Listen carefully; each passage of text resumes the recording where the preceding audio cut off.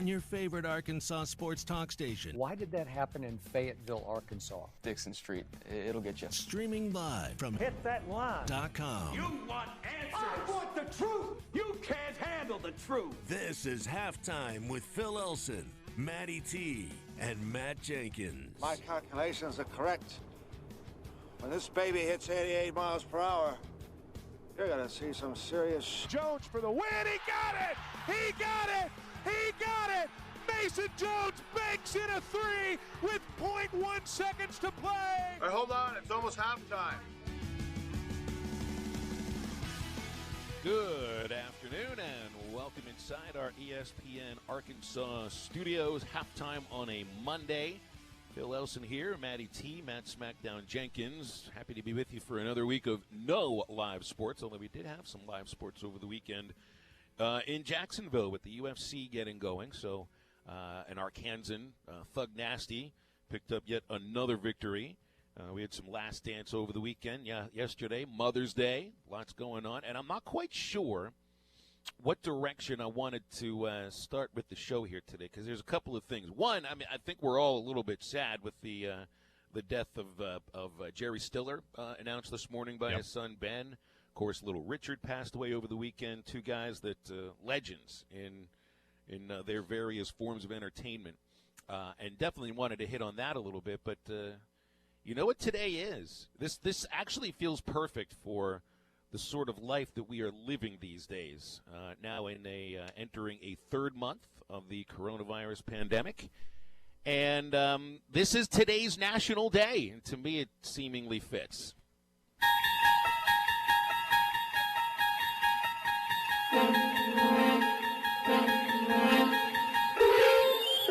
It is National Twilight Zone Day. Don't you feel like you're living in one really long episode of this show? I do. I've heard some people say it's like Groundhog Day, but I actually do feel like Twilight Zone. I think it's more like Groundhog Day mixed in with Twilight Zone. Definitely. Yeah, I love the show. It's a lot of fun to watch. So creative, too.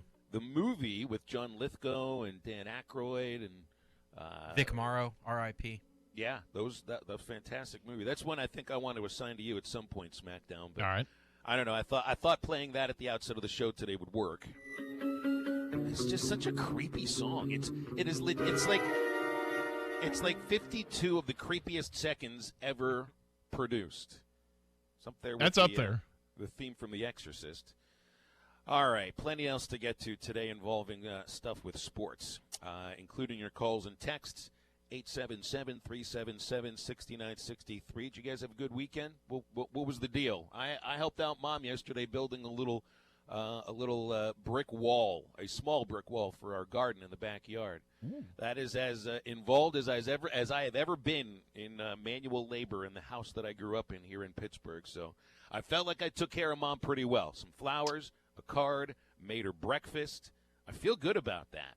Plus, I introduced her to a Southern breakfast, guys, and I never grew up eating sausage gravy and biscuits, but now after 20 years in Arkansas, not only do I love eating it, but I've learned to make it. And I mean, tell you, I mean, is it like the easiest recipe that you can? It is. That you can make somebody feel good with. My father's standing there watching me make this, and he's like treating me like I'm some wizard. How did you do this? This is the most incredible thing of all time. Mom loved it, so I don't know. I felt like I was a good son over Mother's Day. You made gravy from scratch? Scratch gravy, yeah. That's the best gravy, too. So, I mean, why would you buy gravy that's already made when all it takes is sausage, flour, and milk? I mean, are we really that lazy? Well, I mean, if you're my family, you put bacon grease in there, too. Ooh. Hey, the more sort of fats you add to that, the better you're going to be. No, I look at it. We had a good weekend, too. Did a lot of cooking. We pretty much, whatever Mom wanted, that's what she got. And I figured out, I'll talk about this later in the show, too, I mastered the shrimp po' boy this weekend. Way to go. We did a big shrimp bowl for her and did that. And my mom's Mother's Day present was a 25-gallon pump sprayer so she could spray Roundup around the house. Oh, good. So you're putting her to work. What a nice gift. My mom is like the polar opposite of like she loves jewelry, don't get me wrong, but she don't want jewelry. She has everything she needs. The woman loves to spray Roundup. I don't know if it's just the pleasure of killing things or what. But yeah, she she got the pump sprayer and she's a happy camper. She loves to kill the things that cause pain to the things that she loves. So she must love flowers and plants. Yes, she does. Yes, that's a good way to put it. That's funny. So later on in life, when you get married, let me give you you're either going to have to find a woman who wants a gift like this or just don't do it. I felt like that's the equivalent of giving your wife a KitchenAid mixer for your anniversary. But if Mom was happy with it, that's all that matters. Hey, Mama's happy, ain't nobody happy. All right. Matty T? Well, I didn't get SmackDown, he's been going home to BB every weekend doing the whole back and forth drive. And so I didn't, I stayed here in Fort Smith, but we got this game Animal Crossing. Oh, Lord. And so I've heard this is like a big thing. It's literally like we played it like all day long. My girlfriend was on it in the middle of the night, and then we got up like an hour early this morning to play to check our museum and stuff. So yeah, it's so dumb, but yeah, it's addictive. I mean, but it's is this peaceful like a different version of Frogger? Because that's what it sounds like. Well, no, it's more like you're building, collecting. Can you compare things it to Minecraft? A little bit, yeah. I'd say more. You've heard of Minecraft, more right? like Farmville. Yes. Back on, remember one of those where you're growing things, and it's peaceful though. It's like there's this nice, pleasant music playing, and you hear the water, and everything. So it's peaceful. It's the kind of game you can take a nap to. Absolutely peaceful and tranquil. And then just hours go by too, and you're like, holy crap! I was on this thing for 2.5 hours just now. It's like I gotta stand up. Where did my weekend go? Yeah. Yep. It's unfortunate you don't have the chance to be productive over the weekend, right? That's right. But I did get messages from my mom and Stop-Mom. They got my cards, and I sent them little messages and things. Good. Aw. Good. So Hogs got some good news over the weekend with They a couple did. of commits for football that come in from our neighbors to the west. Got a little bit of a pipeline coming in from Oklahoma now. So you get a running back, Javion Hunt, known as a powerful runner. 6'1", a little over 200 pounds. Reading reports on him from Rivals, say he's got the kind of speed he can get to the edges. He's not necessarily going to outrace somebody to the end zone, but he also should be strong between the tackles. 25th nationally ranked running back for the 2021 class. And a cornerback from Tulsa, Keon Parker, has committed a couple of 3-star recruits. The Razorbacks getting Hunt over Baylor, Nebraska, Ole Miss, Virginia Tech, Minnesota, Mizzou, Texas Tech, and Parker, the cornerback, chooses Arkansas over Nebraska, Baylor, Michigan State, SMU, and Kansas. So sounds like a couple of good gets for Sam Pittman SmackDown. Yeah, it sounds like, and just kind of reading kind of what you were describing Javion Hunt to be, almost sounds like a little bit like Alex Collins, because Alex Collins didn't have that breakaway speed, but he was always powerful in between the tackles and got the dirty yards, or got the yards the hard way. So he'll definitely fit in with this system. And I know definitely Razorbacks need help on defense, and the corners is where you saw a lot of broken coverage last year. So hopefully this will be in the step in the right direction, getting a good solid 3-star kid, 5'11", 175-pound corner. Had a good year during his junior season in Tulsa, Oklahoma, did Kawan Parker. I think that's how Kawan. Is that right? So it looks like Keon. I'm not sure, but it's a Keuan. Keon Parker. We'll just go with Parker. That makes the class 7 deep, and you got a couple of them coming from Oklahoma. Two commits over the weekend with Hunt and Parker joining Cole Carson, Landon Rogers, Marco Avant, Jermaine Hamilton Jordan, and Terry Wells. Hunt also played in the secondary in high school, so that's why you'll see him listed as an athlete, but he will be a running back at the University of Arkansas. So that's 7 total commits, all ranked with 3 stars. Arkansas currently ranked with the 44th best recruiting class in the country, according to Rivals.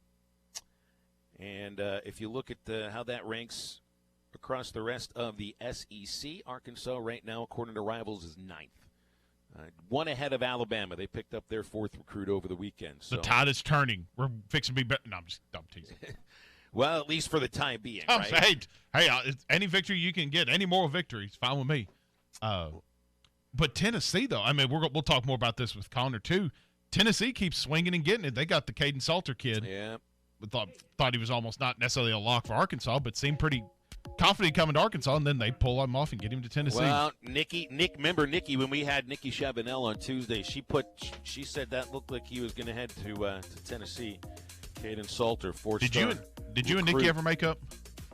No, and that's something we'll have to get to after my Mother's Day idea that those who call themselves dog moms don't really need to get Mother's Day cards. I haven't reached out to Nikki to ask her, beg her, if she'll come back on the show Tuesday, but gosh, I think she might have a little bit of hatred for me now. So tomorrow's going to be must-listen radio, too, because there's no the tension between you two tomorrow is going to be palpable. Dude, dog moms really need Mother's Day cards. It's your own day. Let me know your opinion about this, all right? We'll talk to Nikki about it tomorrow. 877-377-6963. Stay tuned. Halftime right back. The Morning Rush with Ty Richardson and Tommy Kraft. Mason had one of the best percentages in college basketball in finishing fast break opportunities. He was consistently up there as one of the best guys to finish in transition, which is important because you think about how the NBA game has evolved. Transition is a huge part, i.e. the Golden State Warriors and what they've been able to do. Don't miss The Morning Rush. Weekdays from 6 till 9. Only on ESPN 95.3.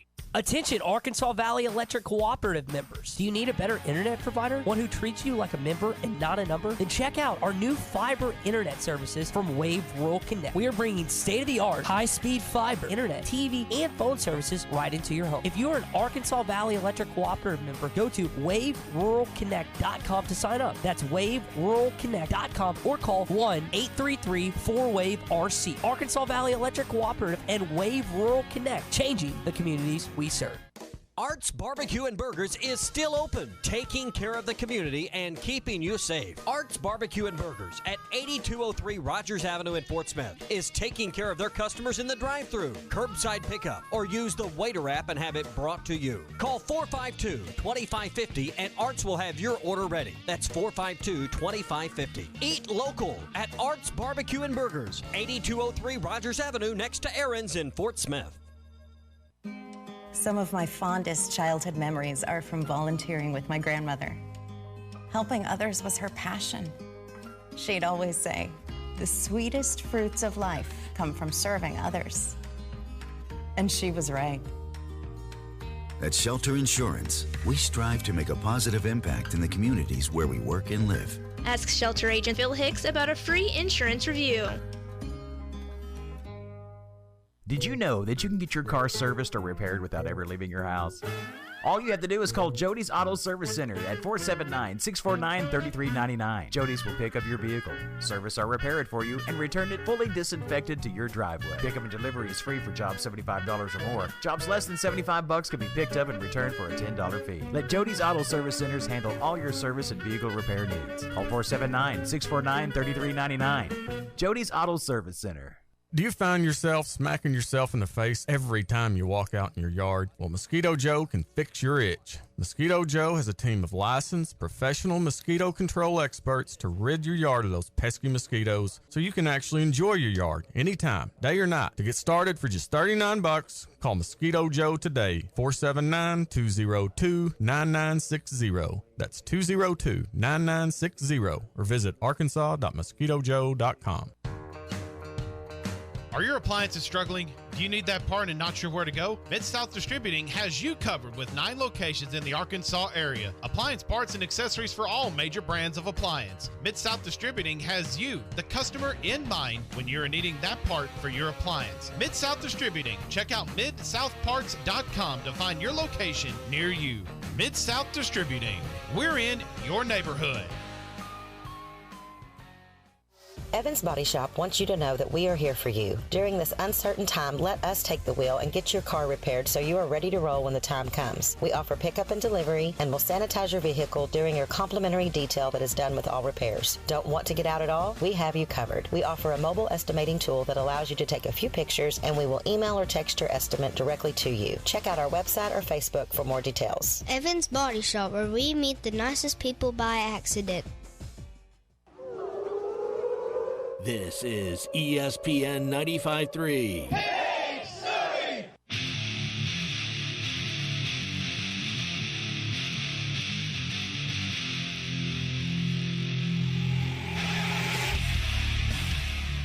You're listening to Halftime with Phil Elson, Matty T, and Matt Jenkins. Kerstad goes the other way with a high fly ball to deep left near the corner. Topple racing over at the fence. That ball's out of here. Snuck over the wall. 2 homers for Kerstad today. He went to right. This time he goes to left. I got calls and texts coming up here in a moment on Halftime. 877-377-6963. Saw this. You ever see these maps that tells you what the favorite thing of any state is based upon how much something's tweeted out of that state? I saw a map that shows, state by state, every state's favorite baseball team based upon the team they tweet about most. I never realized that Arkansas was a Yankee state. Apparently, people tweet about the Yankees more than any other team in the state of Arkansas. Now, I don't know how scientific this is. I doubt it really is scientific. And if this is really true, then the state of New York just has an entire army of people, I mean millions strong, and all they do is hate tweet the Astros, because that's apparently the team that's tweeted most about in the state of New York. Doesn't make any sense to me. Anyway, yeah, it's interesting and it's wrong. There's no way that the Yankees are the favorite team in Arkansas. It's the Cardinals. Come on, give me a break here. I mean, I go off on that at least twice a week. All right, let's go to the phones. Eddie in Clarksville waited through the commercial break. Hi, Eddie. How are you? Good day, gentlemen. I hope you enjoyed, as well as the fan base, a happy Mother's Day with your families. But I'm calling in. I seen the segment on Pick Trail last night. As we're seeing signs now, correct me if I'm wrong, players will be allowed to start working out, what is it, June 1st? So life of college football is starting to come around. And it's starting to make me feel better. And I know it's going to make the fan base, not only just the whole nation feel better, but fans across the country. And what is it, July? Maybe you get the players on the field, and there will be a college football season. And I'm excited about it, gentlemen. But I want you to comment on one thing, gentlemen. What Coach Pittman means to this old boy is the last 8 years in this program have not been very good.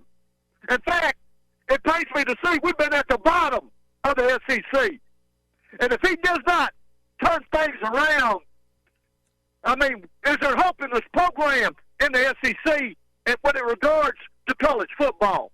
I have a dream, gentlemen, I said it once on the Bo Madley, for this football program to compete on a high level and to compete for a game of the big shootout. And it seems to be falling to the wayside. But I'll say this, and I want you to comment on one thing, gentlemen. And I've heard other, not Eddie from Clarksville is not great. Why don't we get to, I tell you what, if it does not pan out, I understand the SEC is the most powerful conference in the country. I understand the revenues there, whether you win a game or not. But let me say this. I'd like to see this team year out and year in compete. I mean, at least go to bowls every year. And to me, Arkansas would be a better fit in the Big 12. It would be good for Texas. It would be good for Oklahoma. And we could compete better in that conference. We could recruit better for one. And that's what it takes. Frank Boyle realized that if he got Texas players. That's why our program, gentlemen, from 1965 on to about, 84, 85 was competitive. And then we got in the SEC. Well, we had a couple good years under Bobby Petrino. I mean, come on now. I'll say this. This Arkansas-Texas rivalry, a lot of this fan base don't understand it. Never witnessed it. But I tell you what, when you talk about rivalries in college football, it's second to none to any rivalry in the country. And that's regarding Arkansas. You can talk about Arkansas, Oklahoma, Texas, Alabama, Auburn, Florida State. But the Woo Big Three and the Hook'em Horns, hey, you get that rivalry going again, and you start seeing a better football program. And it remains to be seen whether Coach Pittman can get it done or not. But to me, this old boy's getting older. And I'm getting tired of 2-10, 5-6. I'd like to see our team compete.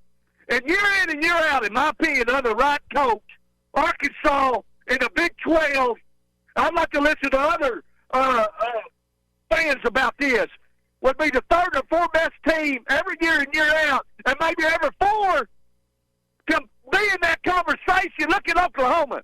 They're the best team in the Big 12, year in and year out. And they beat Texas, and they get in. I mean, who knows? Once you're in that cover, I want this team. I'm getting older. And all right, I have to cut Eddie off there. That was 4 minutes. There was a wide-ranging opinions, for sure.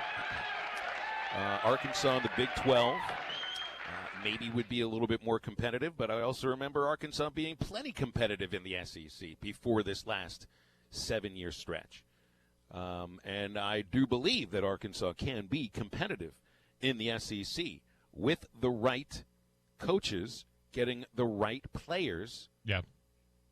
And it just hasn't been the case. I think you've got the right coach who has a track record of bringing a lot of talent to this league. I think he knows this league very well. And the motivation aspect of it, I think it's too difficult to figure that out, whether or not that's going to be much of a difference. But I can see him being able to motivate his players a lot easier than I think Chad Morris did. Now, on the idea of going over to the Big 12, look, maybe Arkansas would compete a little bit better in the Big 12. Still, I mean, there are programs in the Big 12 that have become better in the last few years. TCU, Baylor. It's not just Texas. It's not just Oklahoma. Those are obviously the two big ones. But there's other programs that I think you'd have to fear a little bit. West Virginia, perhaps. And the other thing about it, too, is it won't ever happen because you lose a lot of money by sliding over to that conference. And this is what it's all about. It's all about money. Well, I mean, it should be about competition. It should be about regional rivalries, too. And I think you have that in the SEC. And the other part about this, too, is, look, I understand that in college sports, it's got to be football, football, football.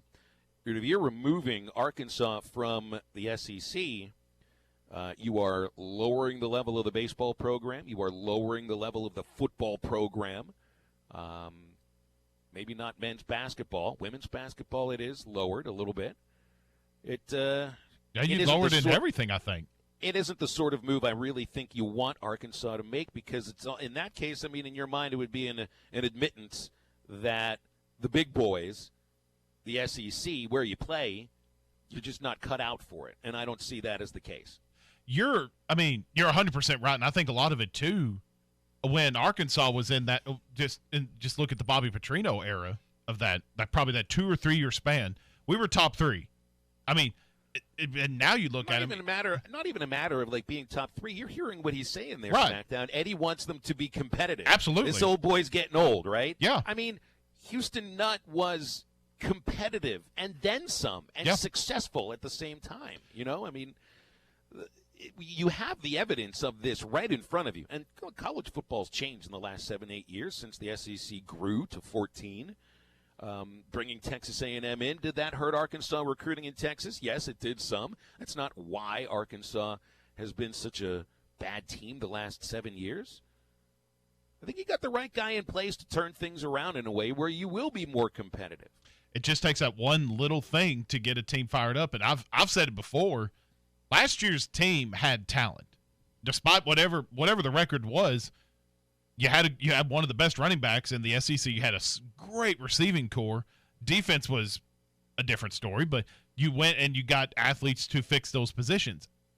And coaching is 90% of that. I mean, if you got a coach that a player wants to play for that would bust through a brick wall for, your team's going to succeed. You had that with Houston Nutt. I think you had that with Bobby Petrino. I think at some point you had that during the Brett Bielema era. It's coming. I mean, we got to be patient with it. I mean, and it's probably just put it back maybe a year or two because of everything going on right now, because we genuinely have no idea what this team is going to look like if we're playing football in 2 months. Well, I think it's a pretty obvious thing that that the last 2 years Arkansas just wasn't really interested in in playing for Chad Morris? Was it a matter of things he said to them, insult some players here and there? I think a lot of it had to do with the idea that I don't think they trusted his decision-making, which started with quarterback picking and just sort of snowballed from there. That seemed to be where there are a lot of questions about his leadership ability. So, yeah, but I mean, moving over to the Big 12 is not going to make the football program any better than it necessarily could be in the SEC. Let's see. Connor O'Gara is coming up in about, he's coming up in the next segment. We've got Robert in Fort Smith calling in right here. We're going to have to make it pretty quick, Robert, because we got a minute until the break. Go ahead. You're on the air. Okay, hey, guys, real quick. If we don't even play non-conference games, with us being there, I don't even know that we're going to win 2 games this coming up fall or whenever we play because, we're so far behind. And I just want to see what y'all think without playing non-conference games. I don't think 2 games. Thanks. Hey, man, I think you're speaking truth here, Robert. And if they're only playing non-conference games, they're still going to end up playing Notre Dame. I think that you'll end up with a conference schedule +1, and that one being Notre Dame. That's not going to be a win either. I mean, without the non-conference games, 2 wins would seem like a lot, wouldn't it? 2 wins in the SEC, absolutely. So, I mean, I don't know what to say. I mean, until we see them on the field, then you can make a general assumption of, okay, but this is where we're at. Yeah, right now it'd be really difficult to install Arkansas as a favorite against anybody, not even knowing when the games will be played. Connor O'Gara, Saturday Down South, next. Franco Furniture's grand reopening. You heard right. Franco Furniture is reopening after closing down for your safety. Made in the USA, Speed Queen, washers and dryers, Jackson and Catnapper sofas and loves, all made in the USA. Franco Furniture is reopening May 11. Reopening May 11. Family owned for 28 years. In-store no credit check financing and service after the sale. Franco Furniture. 405 4th Street, Barling, Arkansas. Best seats in the house. I want barbecue that's sliced thick, smoked long, and so tender it melts in your mouth. Sides that will fill me up like a twice-baked potato, baked beans, hand-cut fries, okra, Texas toast. You know what I'm talking about? A restaurant where the whole family can go and get a great meal for a great price. Where the owner actually comes to your table to make sure everything tastes great. I'll tell you what I want. I want Jerry Neal's. Okay, you know how it feels when you've saved enough for that long-awaited home edition? Now imagine an addition on that addition. Whoa. That's the feeling with Capital One, where a new savings account earns an interest rate 5 times the national average. That's right, 5 times, as represented by 5 times more singers. This is banking reimagined. Capital One, what's in your wallet?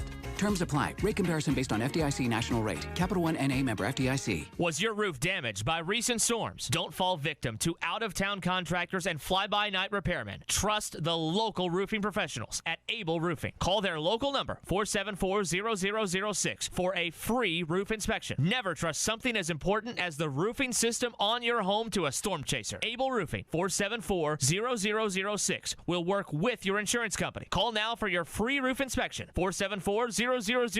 Able Roofing, the hometown roofers. Are your real estate investments being properly managed? Are you sending a check or cashing a check each month? If you're tired of your current property managers, then call Trinity Multifamily. Trinity will qualify your tenants and leases, inspect your properties, and take care of maintenance and provide you with web-based access to current financial reports, leases, and pictures of your property. Call Trinity Multifamily at 479-452-1817 or online at trinitymultifamily.com. Trinity Multifamily, your teammate in the real estate game. Need to see a doctor but you're concerned about going? River Valley Primary Care is now seeing patients at all 10 clinics by video and phone visits. See a doctor today who can diagnose your condition and prescribe medication if needed. These visits are now covered by most insurance plans. River Valley Primary Care in Ratcliffe, Mountainburg, Mulberry, Clarksville, Lavaca, Lamar, Waldron, and 3 locations in Fort Smith. Call 479-431-2050 or go online to rvpcs.org. See a doctor today by video or phone with River Valley Primary Care. This is ESPN 95.3. Hey, Surrey! You're listening to Halftime with Phil Elson, Matty T, and Matt Jenkins. Yo, 2. He struck him out swinging. There's number 11 for Connor Nolan, a new career high. Welcome back inside Halftime on ESPN Arkansas and HitThatLine.com. We're going to go talk with Connor O'Gara. He is editor-columnist at Saturday Down South. We usually talk college football with Connor, but we've also been touching pretty heavily on The Last Dance, which Connor's been writing about at Saturday Down South as well. So, Connor, before I ask you a question, simple question, how you doing today? I'm doing well. I'm kind of bummed, though, about the fact that we only have 2 episodes of The Last Dance left. It has been just a treat every Sunday night, and I know I'm going to get a little bit sad at the end of it because I feel like every Sunday night, those 2 hours, for me at least, they just fly by.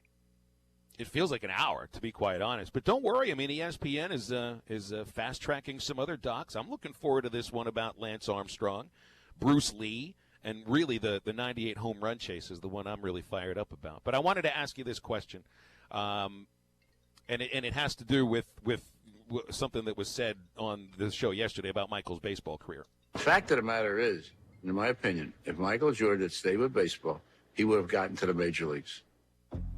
But when the baseball strike started in '94, and Major League Baseball came up with what was a really dumb idea of trying to start the season with replacement players. Connor, do you really think Michael Jordan would have been a Major League Baseball player? Because I disagree. Yeah, I don't think he would have been. And that's not taking away from anything he accomplished. I don't think the average person realizes how difficult it is to hit 202 in AA baseball. I think that's so hard. And the fact that he started off his career in the minor leagues with a 12-game hitting streak after not playing the sport for 14 years is absurd. It's unreal, even for the greatest athlete of all time. And I think that getting to that level, though, still would have been so difficult. I mean, Tebow actually put up better numbers than him in AA, and we've seen how difficult that is for Tebow to be able to rise through the ranks. And it's tough to envision, as much as he continued to improve and he could steal bases and he was driving in runs, still had such an obvious weakness. And they always say, like, if your weakness is obvious in the minors, you get to the majors, like, just forget about it. I mean, you have no chance. And that off-speed pitch, I think, still would have given him a lot of trouble, into AAA. And I think that anybody that would have thought that he would have gotten to the major leagues was doing so in part because he's Michael Jordan. We're not used to seeing him fail at anything. I'm not saying that I would have wanted to bet against MJ because that seems really dumb, especially after watching last night's episodes. But I think it still would have been such a leap, and he would have had to show significant improvement to be able to get to that level. I'm going to posit something later on, and I think one way that Scott Burrell could have answered Michael Jordan's trash talk is to challenge him to try to hit a baseball against him. Because from what I remember, Burrell, he was drafted as a pitcher. He might have thrown 95, 96. Good luck with that, MJ. All right, I want to ask about this column you wrote about next year's favorites to win the Heisman. You think I'm crazy if I put money down on Justin Fields and Trevor Lawrence? Why is that? All the numbers and everything in the last, now 11 years shows you that if you're betting on a top 2 preseason Heisman favorites, you're throwing your money away. There's no other way to say it. There's only been one instance in those 11 years in which somebody in the preseason top 2 for the Heisman Trophy in terms of odds has won the award, and that was Marcus Mariota in 2014. It is a narrative-driven award, and ever since Tebow broke through in 2007 and became the first sophomore to ever win the award, I realize Arkansas fans, McFadden should have had it in 2006. I'm not going to deny that. He absolutely should have. Ever since that has happened, it has been such a narrative-driven award. We like something that is new, something that is exciting. We pick these kids apart who are in those preseason top 2 ranks. That's what's going to continue to happen to Trevor Lawrence, who is finally in his draft-eligible year as well, the same with Justin Fields. There's just so much better value later in the odds as opposed to trying to get maybe 3-1 on your money on Trevor Lawrence when he's been really, really good these first 2 years of his college career. He could finish his college career as one of the best quarterbacks we've ever seen in the sport. He might not even get to New York in his entire time. He didn't even get to New York last year. He still had a really good year. Tua, preseason favorite last year as well, along with Trevor Lawrence. had a really good year, got hurt at the end of it, but didn't make it to New York. That's just kind of the nature of the beast in the Heisman. We like something that's new, something that's exciting. So there are other candidates who I think are just a much, much better value than those guys and who are going to allow you to, potentially cash in on a big payday. Speaking to Connor O'Gara here on Halftime. So, Connor, along that logic, is there anybody in your mind, maybe on that lower tier here in the SEC that, obviously kind of going along that, we don't know storylines heading into this, but is there someone in your radar that we need to keep an eye on that could be in the Heisman Trophy hunt, maybe here in the SEC? The one in the SEC that I keep coming back to is Kyle Trask. Now, I'm not saying that Kyle Trask should be a preseason favorite for the Heisman, but this is about odds. This is about looking at the situation, looking about who could have a realistic path to win the award. 30-1 is not bad for a kid who is entering his first full season as the starter, and obviously, COVID restrictions.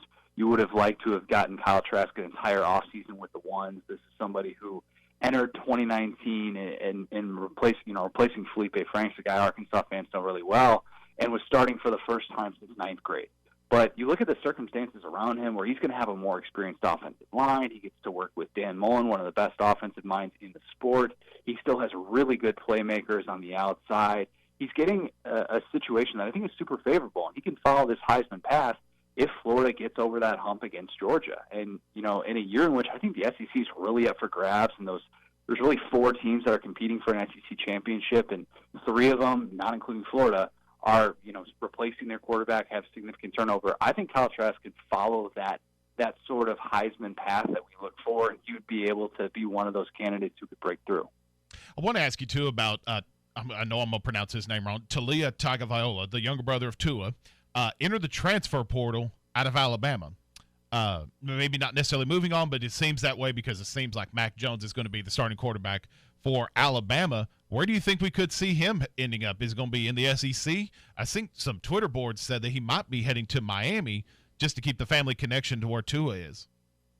Yeah, that seems to be the assumption that he's going to South Florida, and I jokingly tweeted out, that it'll only be a matter of time before Talia commits to Miami and Tate Martell loses another starting quarterback job. But I think that, it was a weird situation at Alabama, and it's kind of strange that he only lasted 1 year there when, there was going to be that opening, obviously, with his brother moving on to the NFL. But I think Bryce Young played a big part in this. And I think Steve Sarkisian's relationship with Bryce Young, the incoming 5-star quarterback, was absolutely a factor. And if there was a situation in which Bryce Young could be the starter, then obviously that was going to make sense for Talia to transfer. But another school to keep in mind, a place like Maryland, who has Mike Loxley, a guy who's really close with that family. And we assume that if Talia is going to commit to a school, it's going to be because, the family signs off on it and they have a close relationship with that coach.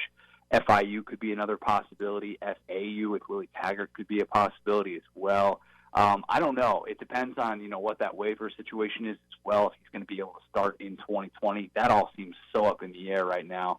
But I could definitely see him going to a place like Miami, waiting behind Derek King, and then, sitting out a year and then starting in 2021. But just a strange situation for something that looked a lot more cut and dry at this time last year.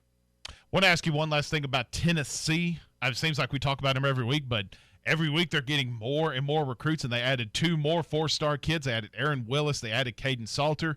They now sit at 21 players in the 2021 recruiting class, and number 1 in the SEC and number 2 in the country. Is Tennessee fixing to make a big jump here in the next couple seasons? Maybe not necessarily next season per se, but 2 or 3 years down the road. Are we going to be talking about Tennessee being in the elite? I think so. I think we're still a couple of years away from that. I think that Jeremy Pruitt has done everything since mid-October that you have to in order to rebuild a program like Tennessee. Tennessee fans will tell you, look, it wasn't recruiting that was keeping him down during the Butch Jones era. He recruited some really good classes. It's development. But you feel like with Jeremy Pruitt recruiting at this level, which, is really good, and the fact that he's getting all these recruits at a time when there's no in-person meetings or anything like that is super impressive.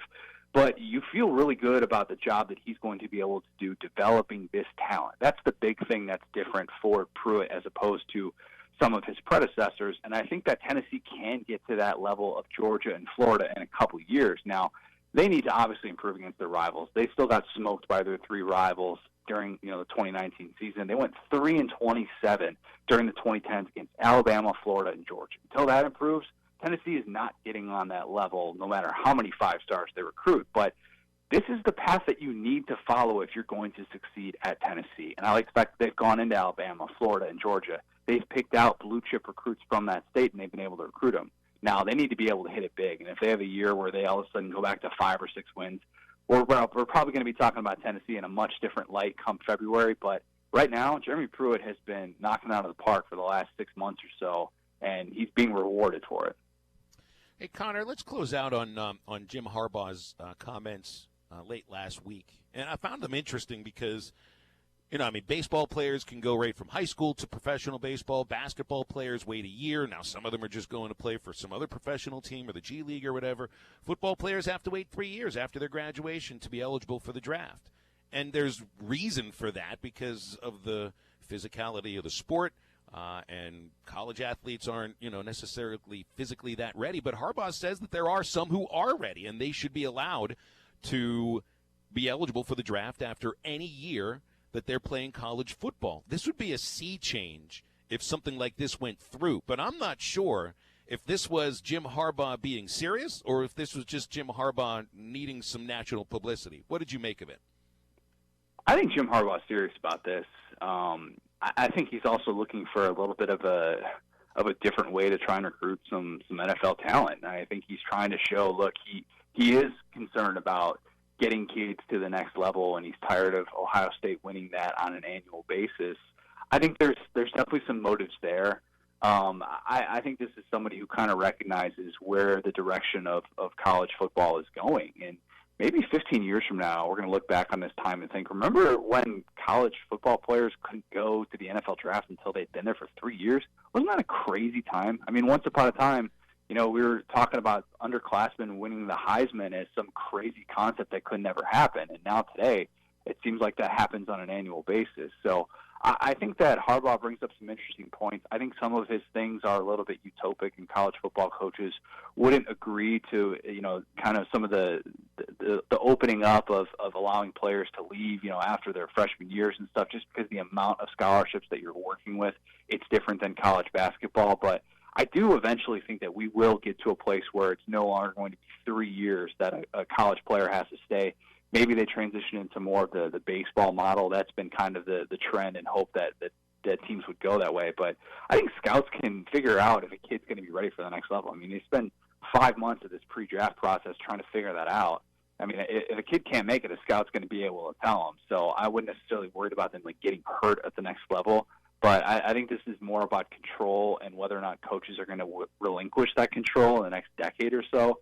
I think it's a fascinating subject, and I give Harbaugh a little bit of credit for kind of putting his neck out there and being willing to say something that's definitely unpopular within that coaching fraternity. Well, if there's one person who's never afraid to stick his neck out, it's Jim Harbaugh.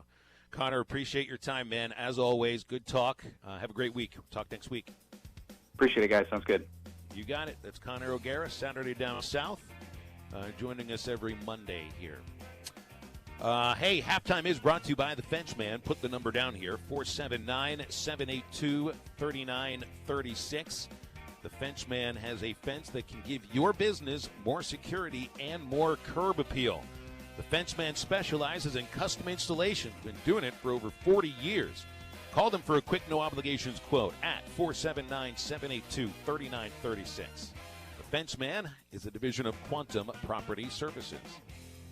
Calls and texts after the break, 877-377-6963 on halftime. What do you talk about next? Thug Nasty gets another victory. Going to be proud of Arkansas's own Bryce Mitchell. Back after this.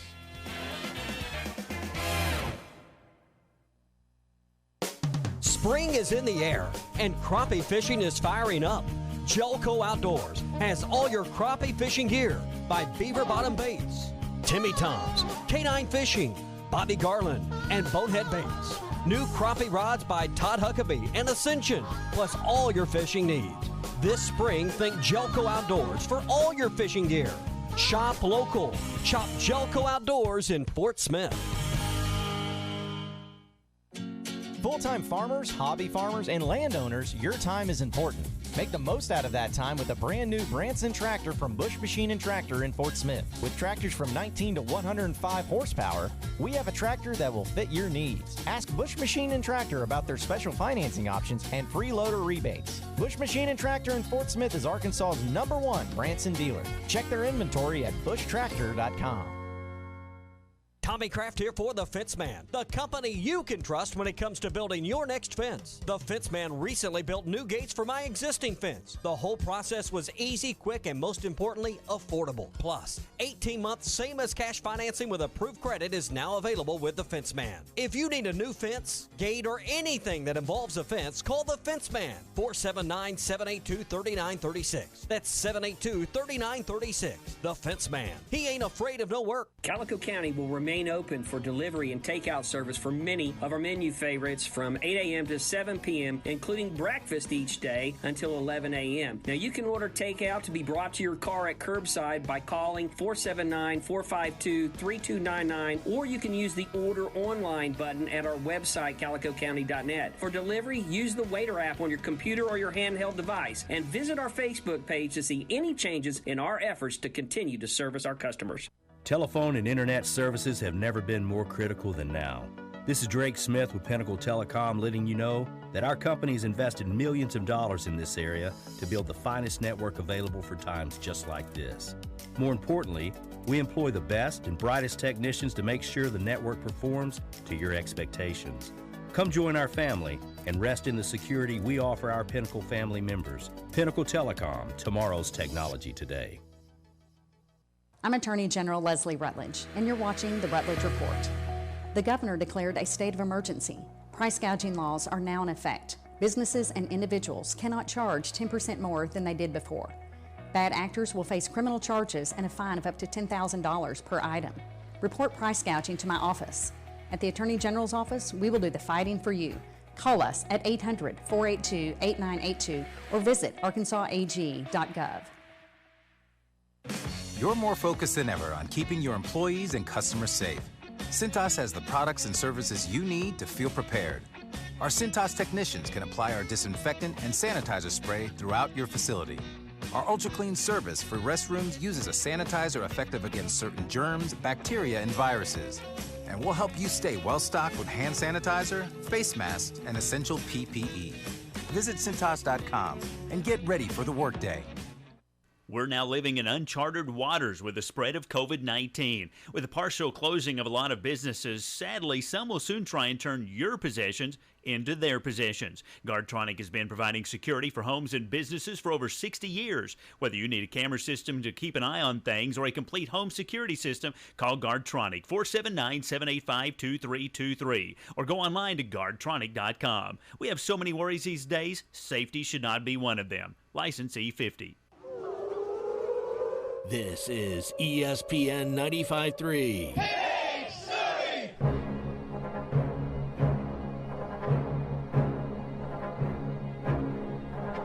This is halftime with Phil Elson, Matty T, and Matt Jenkins. 67-66, Vandy's not going to call a timeout. We got an offensive foul. Saban Lee pushed off his 5th foul of the game, and Arkansas is going to get the ball with 8.2 to go. Live, unscripted sports returned to the United States over the weekend in Jacksonville at UFC 249. And the first fight involved Arkansas's own Bryce Mitchell from Searcy. He fought Charles Rosa, and I found an interview that Rosa had done the week before the fight in which he gave a little warning to the guy who is known as being a fantastic grappler, Thug Nasty. I mean, that's on him. I mean, if he wants to take it to the ground, you can guarantee he's getting one of his limbs ripped off or he's getting choked out. I mean, that's a fact. If the fight goes to the ground for more than a 30-second period, he's either going to sleep or he's going to get his arm popped. And if he doesn't tap, then I'm going to go after the other one. But I think there's really been no UFC fight that I've been able to that anyone has wanted to take it to the ground with me. And you see what happens when they do. Yeah, what happens when they do? Well, you lost. You lost when he took you to the ground over and over and over and over and over again. Wow. Yeah, so there was a little bit of bad blood between the two of them. Bryce, what do you want to call him? You want to call him Bryce or Thug? I mean, I think I'm of more tone Bryce. Now, Matty, you've talked to him before, haven't you? I think. Oh yeah, I mean, what does he prefer to be called by? Does he like Thug or does he? I think he does. I mean, he calls himself Thug Nasty. I think that's his Twitter account handle. Thug apparently really likes it when the opponents are talking smack. I actually enjoy it when the people talk to me because then I don't feel bad about hurting them. So, yeah, I kind of enjoy him talking. Really don't. I like it when the dude talks to me. It makes me feel better. That was during his post-fight press conference. That's pure White County right there. It's exactly what it sounded like, right? And he is finally going to get what he's been asking for. I mean, he's probably more famous for a love of Arkansas and the desire for these camo shorts than anything else. Dana called the truck and said, "You're getting your camo shorts. It's happening now. It's finally done." So give us the reaction now that it sounds like the dream is becoming a reality. You heard correctly. The man himself said it. They said they're going to give me some camo shorts. I said, "You going to give me some real camo, the kind that I like?" He said, "You can have whatever you want." And so, I'm going to get the real deal camo shorts. So that's awesome, man. I'm going to come up with a little design, that I like. Well, I think I'd buy those camo shorts. Wouldn't you, SmackDown? Absolutely, I would. I think the entire state would like to have those camo shorts. We haven't had a fighter like this from the natural state that's, gathering this sort of attention since Jermaine Taylor. It's been a long time. Of course, Taylor was the world's middleweight champion back when boxing actually, was probably deemed more popular than MMA. I don't even think MMA was a thing back then. But one thing I did take from the post-fight presser with Bryce Mitchell, remember, it was an empty arena. It's really an arena. And so many other athletes, guys, have said that they don't like playing without the fans because it doesn't have the atmosphere that they're used to. They have a little trouble getting themselves up for it. Bryce Mitchell actually likes to fight in an empty arena. I really like fighting in that empty crowd. I mean, I wish we could every time. I can hear my coaches just plain as day, and it's just the simplest things. You sit there and he there was one point he had a butterfly guard on me. Something happened. He rolls. He gets his butterfly guard back. I hear, "Old man Willie." He says the 4-letter word, the P word. I just have to pause it for a moment there. When I was listening to this presser this morning, and he says the 4-letter word, I'm like, oh boy, what's this one? Then he says it's the P word. I'm like, oh my gosh, where are we going with this? Well, don't worry, it's not what you're thinking. Pass. Pass. And it comes back because when you're there, the dude regards you, you're thinking posture, punch, do this, do that, but then you hear pass, and your body just passes, and that's why I like being able to hear my coaches. See, that's pretty interesting. He's actually, and we've heard baseball players tell us this, that you can hear what's happening in the other dugout in an empty stadium. You can hear the manager and the pitching coach speaking to each other if they're talking loudly. So in this case, I thought about it like that. Yeah, Thug Nasty can hear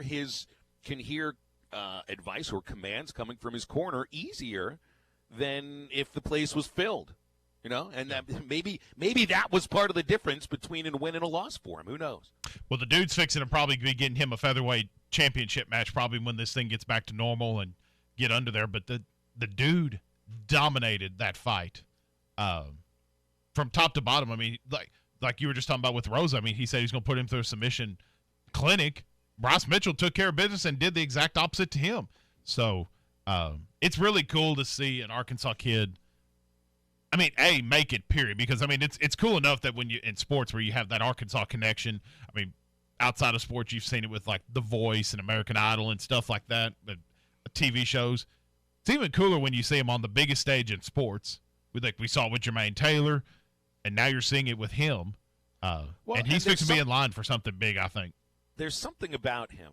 There's a little twinkle in his eye, I mean, he is – I think there's a showmanship to Bryce Mitchell that anybody can appreciate. I think, we enjoy the post-fight comments like this. And Reebok, y'all going to have to kill me or make me some camo shorts because I ain't shutting up till then. I mean, it's entertaining. I mean, it's part of a shtick, but now it's what's expected. And he delivers these lines in a way that's very entertaining. He comes off as being, a little bit of like the wiry everyman. He doesn't have this like incredibly ripped body. Obviously, he's in incredible shape and is a fantastic athlete, but he does come across as being, just like somebody that who's a little bit different, that you would definitely not cross, but that you can joke around with. I don't know. There's something about him. We in Arkansas are really enjoying him, but there's something about Bryce Mitchell that I think anybody in this country can enjoy. He's got a showmanship to him. Absolutely. And it continue, like you said, it just shines through. It's kind of like it maybe along the same lines of how we talk about Sam Pittman just a little bit. Just he's one of us. Like, I mean, you can tell with Sam Pittman, he's not faking who he is. You get what you see, which is great for a lot of people like us, just because we're Arkansas. That's just kind of the way we are. You see the same thing with Bryce Mitchell. I mean, he's not going to sugarcoat. He's not going to sugarcoat anything. He's going to tell you what he's thinking, and if you like it, great. If not, tough. Well, he's got to find something else to yell at Reebok about now, because they're going to get him the camo shorts, and it's like we expect something sort of weird and funny during his post-fight pressers or the post-fight interviews. He's got to yell at Reebok about a hat or a shirt or something. I don't know. Maybe please, get a Razorback on there. Yeah, keep yelling at them. We love it. Anyway, he's a lot of fun to watch, and hopefully we're getting a little bit more UFC with Thug Nasty in the foreseeable future. All right, coming up in the second hour of halftime, Major League Baseball reportedly is going to be diminishing their draft big time. I'm talking 5 rounds. Will it hurt? Will it help Arkansas baseball and the college game in general? Plus stuff from The Last Dance. Baseball cards that are worth about $500,000 and 3 up, 3 down. Halftime back after this. Spring is here and there's no better time to get out of the house and back on the road. Time for the windows rolled down and the radios turned up. Southern Tire Mart proudly offers America's most trusted brands such as Toyo. Trust us for your last minute getaways, open road adventures, and memories that outlast the drive. When you can rely on your tires, you are free to enjoy the ride. Your Toyo tires are waiting for you at Southern Tire Mart just off I-540 at exit 14 in Fort Smith. Southern Tire Mart and Toyo. We keep you rolling.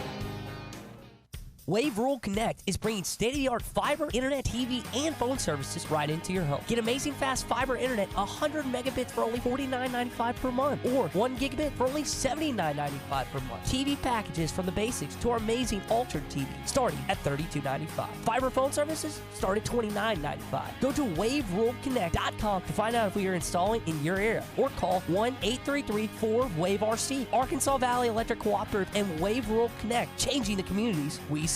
To feel the calming effects of nature, take a deep breath. In and out.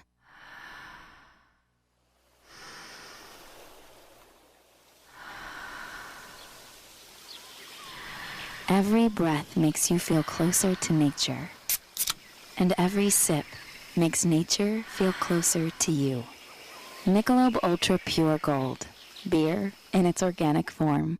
Your locally owned TGI Fridays in Fort Smith is open for lunch and dinner 7 days a week. To go, curbside pickup, or delivery for all your Fridays favorites. See the full menu of appetizers, burgers, sandwiches, salads, all the great Fridays signature entrees, kids meals, and of course, dessert online at Fridays.com. Also check out Fridays Butcher Shop. Premium meats ready for you to cook at home. Call TGI Fridays to place your order. 479-484-0906. That's 484-0906. Or order online at Fridays.com. Your locally owned TGI Fridays at I-540 and Rogers in Fort Smith. Tri-Hill Turf offers the highest quality turf and pest services. Hey, you say those are big words. Well, let's see. Tri-Hill Turf and Pest has a company agronomist, state and nationally certified technicians, free soil testing, and they even have precision GPS guided application equipment. Now that's high tech. For over 30 years, Tri-Hill Turf and Pest has used the latest application technology, and they strive for turf and pest excellence. They are your local turf and pest experts. Call the local team at 782-0404. Tri-Hill Turf and Pest. ESPN Arkansas weather. Our weather overnight, a few clouds, and our low in the upper 40s will be in the mid-60s tomorrow, and it looks like a mix of sunshine and clouds. Then we have a little system moving in on Monday night that could bring us a few showers. Rain will be likely on Tuesday and about 60. I'm meteorologist Steve Hamilton. That's your forecast on ESPN Arkansas. Hertz Car Sales. Make the short drive to 2810 Midland Boulevard. Call them today at 783-1722 or check them out online at buyfromhertz.com. 1 second, he lets fly with a shot. From the Busch Light Studios, this is ESPN 95.3. You guys are awesome, baby. You have these guys, ESPN in Arkansas. They do a good job. Live from the Busch Light Studios. I love Arkansas. I love everything here. Give me that thing here.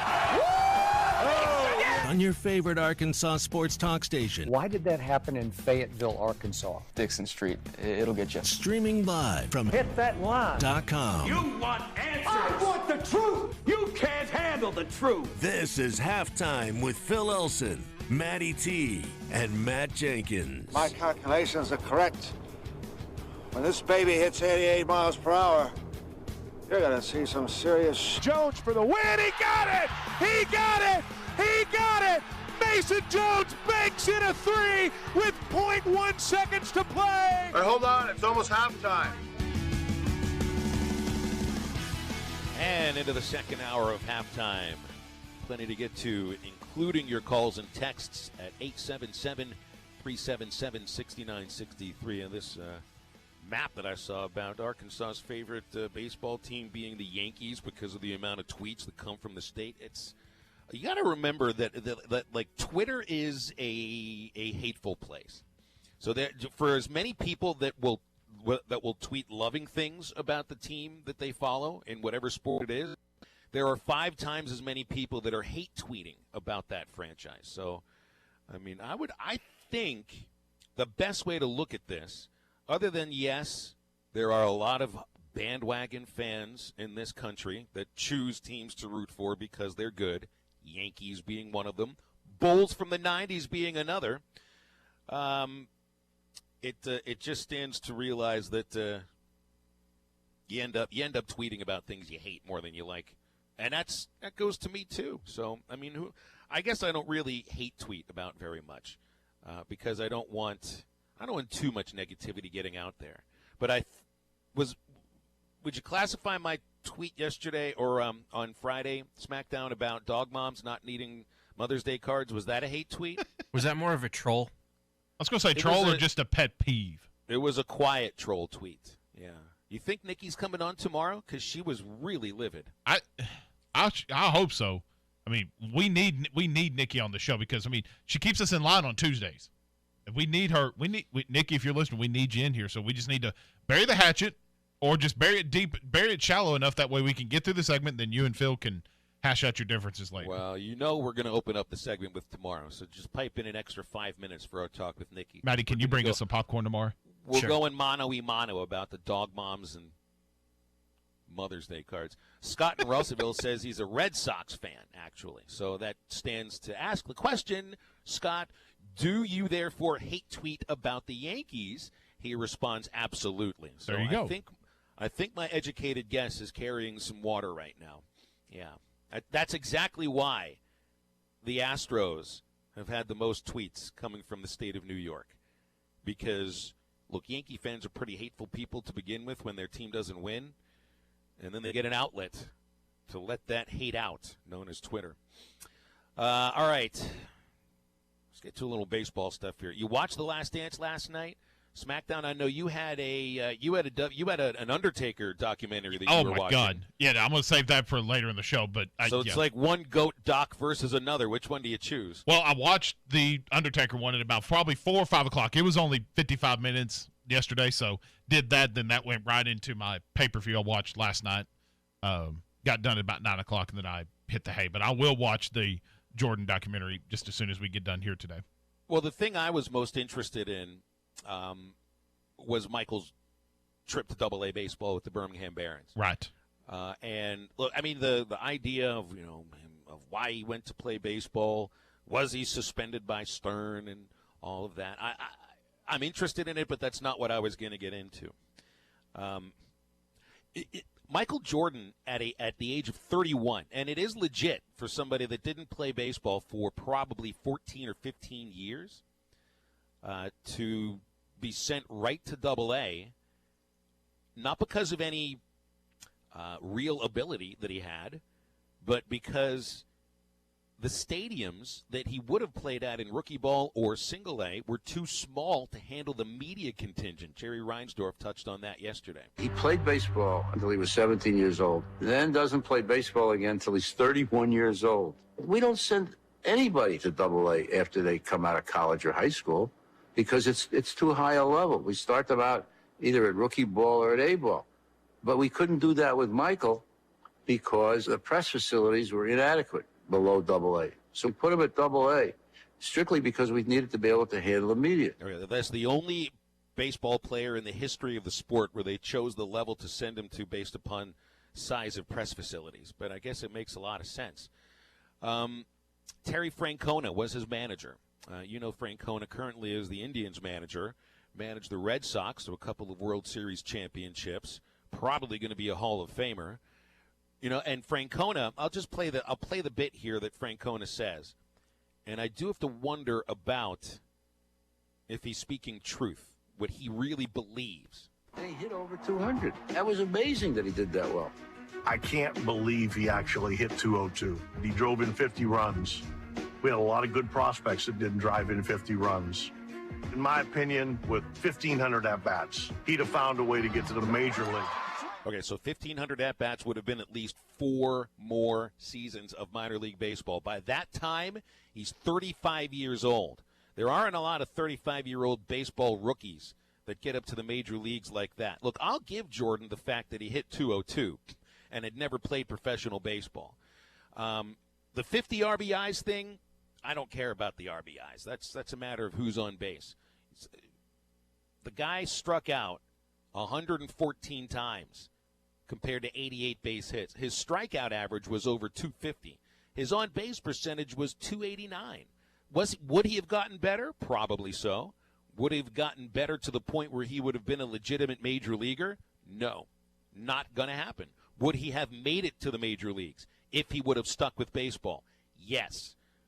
And would have had zero to do with his ability. It would have all been about marketing, marketability, making it seem like it wasn't a ridiculous thing to do in the first place. Now, I'm not saying that I was one of these people that said Michael Jordan doesn't belong in baseball. He's taking away a roster spot from someone else.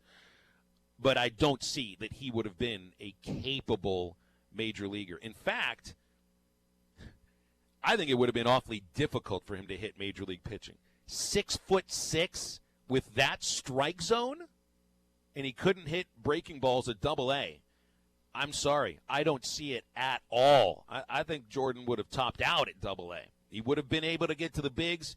He wouldn't have ever had a base hit. When you say legitimate or like that level of a major leaguer baseball player, like where are you like an all-star or just like a step below an all-star level capable player? He couldn't have been a starter. Okay. He wouldn't have even been able to hold down a starting position. He wouldn't have been able to hold down a roster spot in the major leagues for a full season. I hear completely where you're coming from and tend to agree, but it just the whole part of this Last Dance with kind of the work ethic that he puts in and just the tireless attitude, not tireless attitude, just the mantra that he puts forth and kind of what we're seeing now of I'm going to be the best and nobody's going to get in my way. I have a hard time believing that he wouldn't have brought that same attitude to baseball. And I think you saw that for a short period of time. That attitude only gets you so far. That's very, very true. But I also see the work at. I mean, now I don't know. To me, with work ethic that he had, just kind of what you saw with basketball. Now I know there's a big difference between training for basketball and baseball, and I do believe that you're born to be really great at one sport. So I mean, but I don't know. I agree with where you're coming from, but I tend to think with his work ethic, that attitude, and just the ability of wanting to be the best at whatever he's doing, he would have found his way onto a major league roster. I think he could have been successful, but I completely get where you're coming from. Well, look, I would love to be a Hollywood star, but I don't have the acting talent to do it. And maybe I'd put a lot of hard work into it, but that doesn't mean that I would make it there. Fair. You have to separate the drive and the hard work and the nose to the grindstone attitude that he had for basketball and separate it from baseball because he didn't have the same athletic ability for baseball. These are completely different sports that take totally different skills. Hitting a baseball is extremely difficult to do, especially when it's being thrown 96 miles an hour and then the next pitch is thrown 82 miles an hour with a sharp break to it. And you can continue to work. But if you can't do it, you can't do it. And, again, if Francona is saying it would have taken him 1,500 more at-bats to really be ready to be a major leaguer, that's 4 more seasons. He played Double-A at 31. Are you telling me he's going to be an effective major leaguer as a rookie at the age of 35?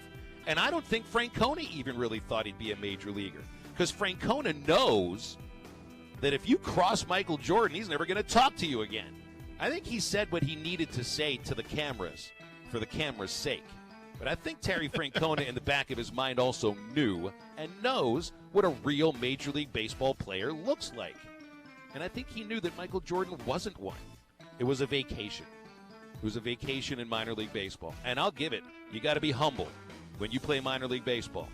I think minor league baseball might have humbled him a little bit during that year. 877-377-6963. Halftime's right back. The Morning Rush with Ty Richardson and Tommy Crabb. Mason had one of the best percentages in college basketball in finishing fast break opportunities. He was consistently up there as one of the best guys to finish in transition, which is important because you think about how the NBA game has evolved. Transition is a huge part, i.e. the Golden State Warriors and what they've been able to do. Don't miss the Morning Rush. Weekdays from 6 till 9. Only on ESPN 95.3. Spring is here and there's no better time to get out of the house and back on the road. Time for the windows rolled down and the radios turned up. Southern Tire Mart proudly offers America's most trusted brands such as Toyo. Trust us for your last minute getaways, open road adventures, and memories that outlast the drive. When you can rely on your tires, you are free to enjoy the ride. Your Toyo tires are waiting for you at Southern Tire Mart just off I-540 at exit 14 in Fort Smith. Southern Tire Mart and Toyo, we keep you rolling. You have work to do. You need a tractor that helps get it done. TYM has the full range of tractors designed to meet the task. With the TYM easy-to-use controls and features, switching from one job to another is easy. And with the full range of models from 19 horsepower to 105 horsepower turbo, there's a TYM tractor that's right for the job and for you. But you can't buy a TYM tractor just anywhere. It's only sold at authorized TYM dealers like Bush Tractor, 7301 South Zero, Fort Smith.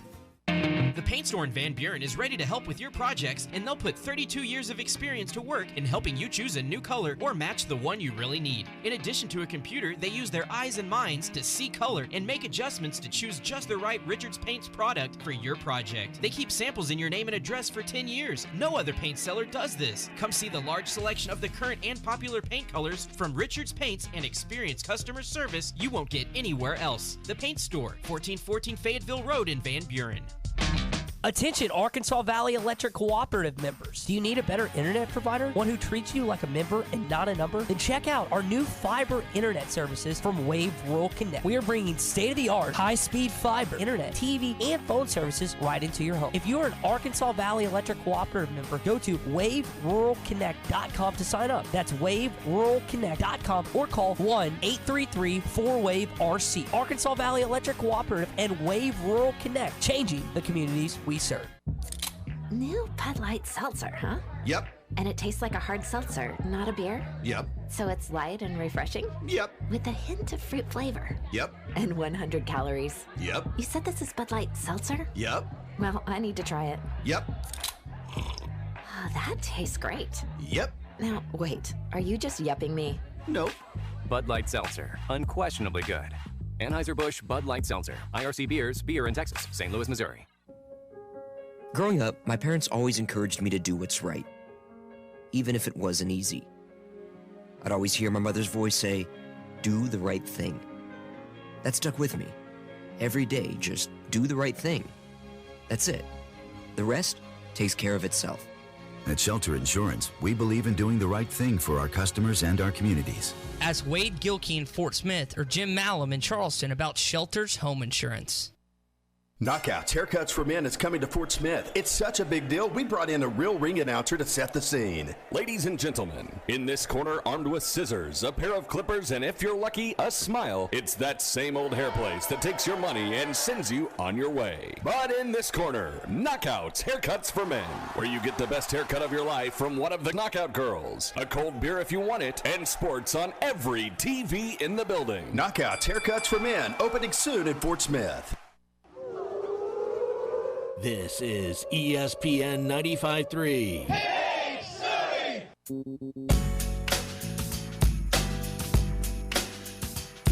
You're listening to Halftime with Phil Elson, Matty T, and Matt Jenkins. Joe, for the record, gets it from the corner.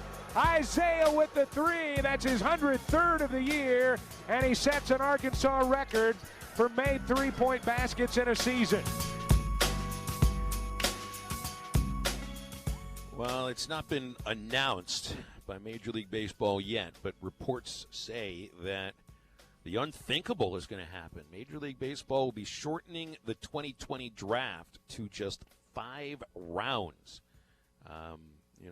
Apparently the ownership wanted at least 10 rounds, but with other negotiations involving the players' union that deals with salaries, if there is not a baseball season and everything else that's attached to it, couldn't come to agreements. And since the draft is also attached to compensation for free agents, it's something that has to be collectively bargained by the union. So I'm assuming this will be announced sometime in the next couple of days, that the draft will be shortened to 5 rounds, probably still be held on June the 10th.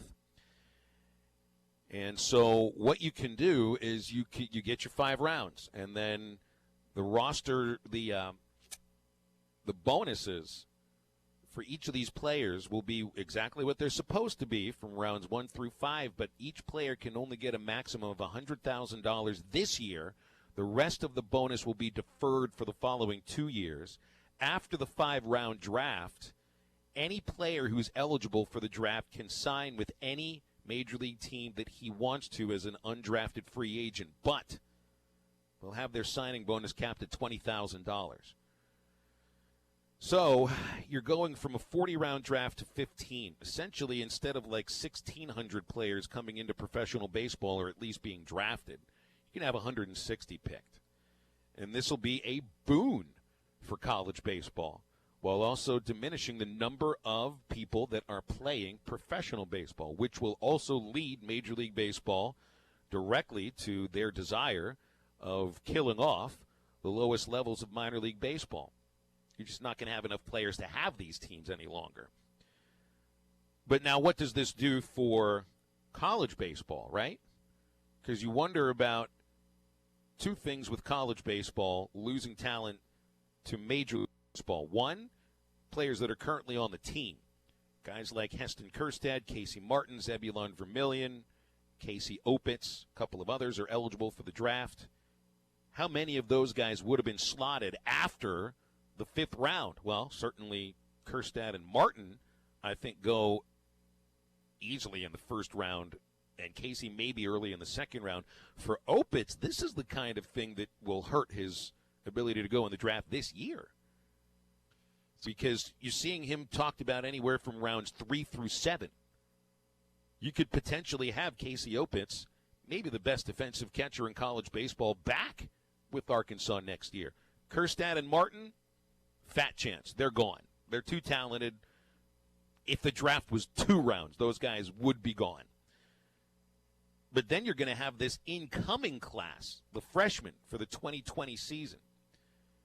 Guys like Mason Wynn, Caden Wallace. Forget the name of the kid who's from Toronto, who's an outfielder. These are kids who probably would be drafted in the first 5 rounds if scouting directors could get eyes on them, actually see them play games. Well, they're not playing games.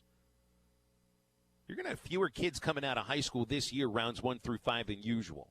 And so that also sends a talent wave into college baseball.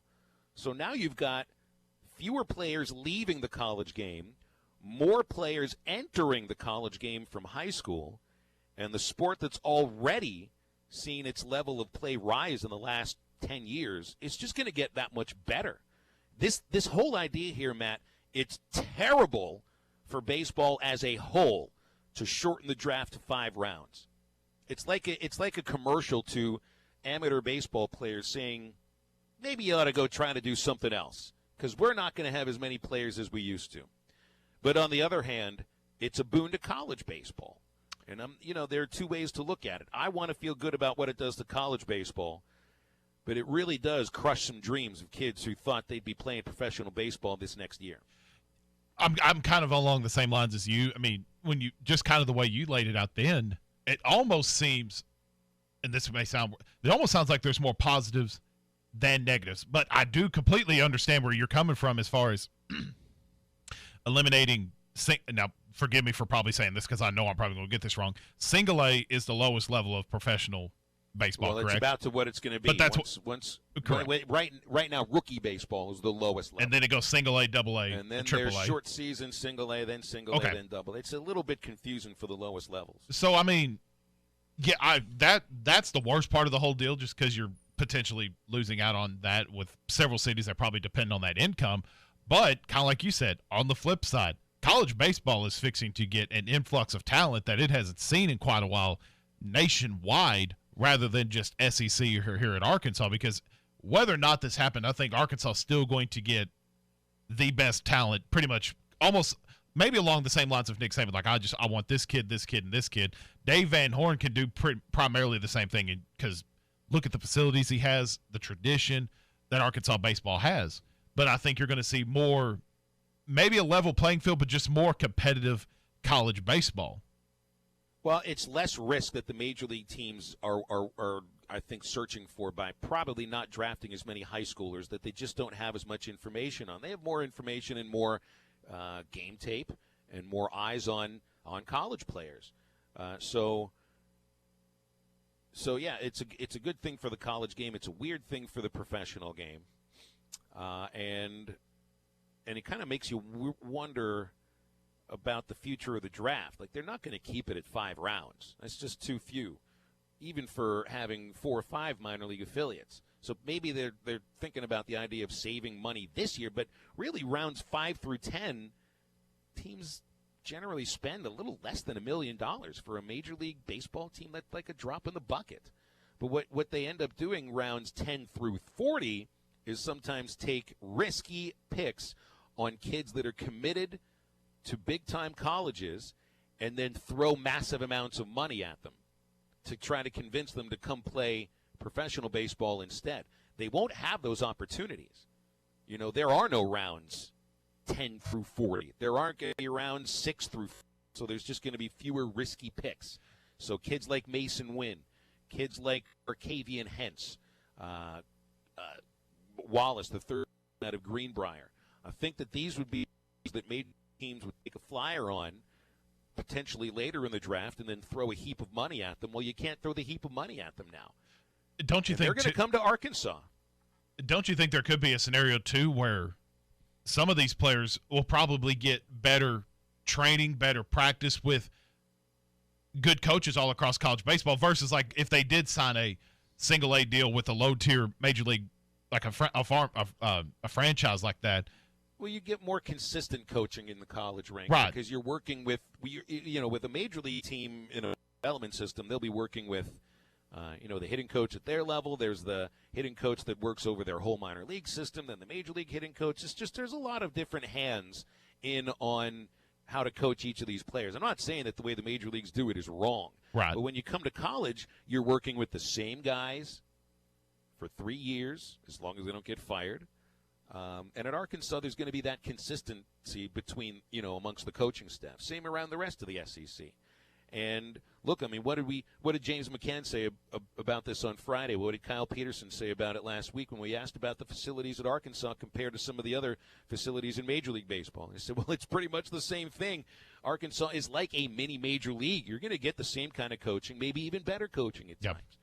So, I mean, that's kind of the way I look at it, where I completely get. I mean, and some kids depend on that money, depend on that signing bonus. But if their aspirations are to get to the majors, it just seems to me college baseball is probably the better bet to train, to get better, to work on your craft because you're working with high-quality coaches already.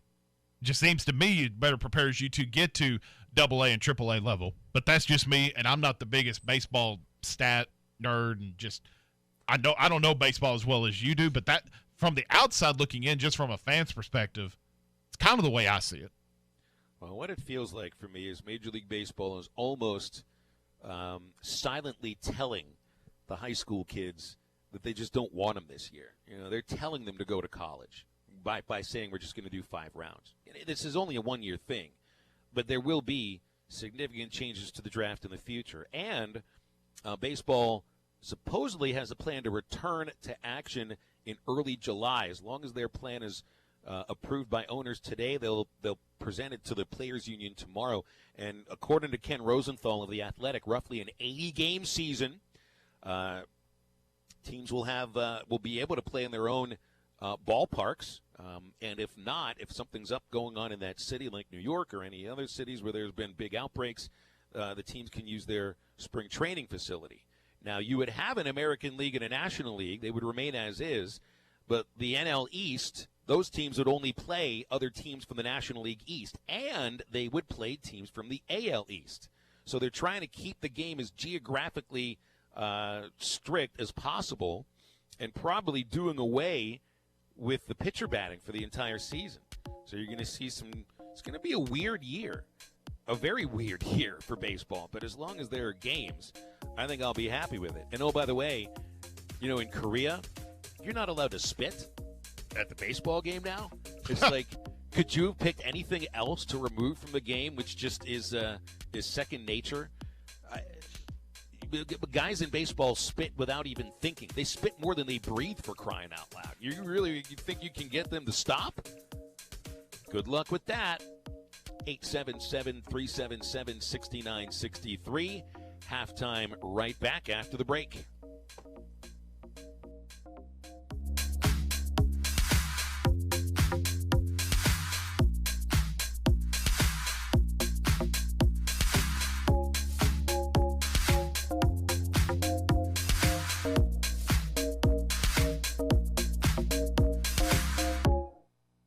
Franco Furniture's grand reopening. You heard right. Franco Furniture is reopening after closing down for your safety.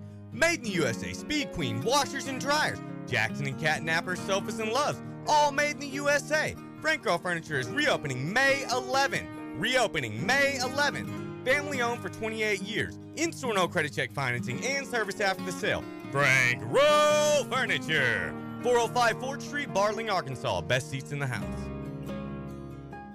The disruption due to the COVID-19 pandemic will not soon be forgotten. As a result, business practices are changing almost daily. At times like these, family means everything. Hey, I'm Drake Smith here for Pinnacle Telecom. If you're a customer of Pinnacle Telecom and need assistance during these challenging times, we are here for you.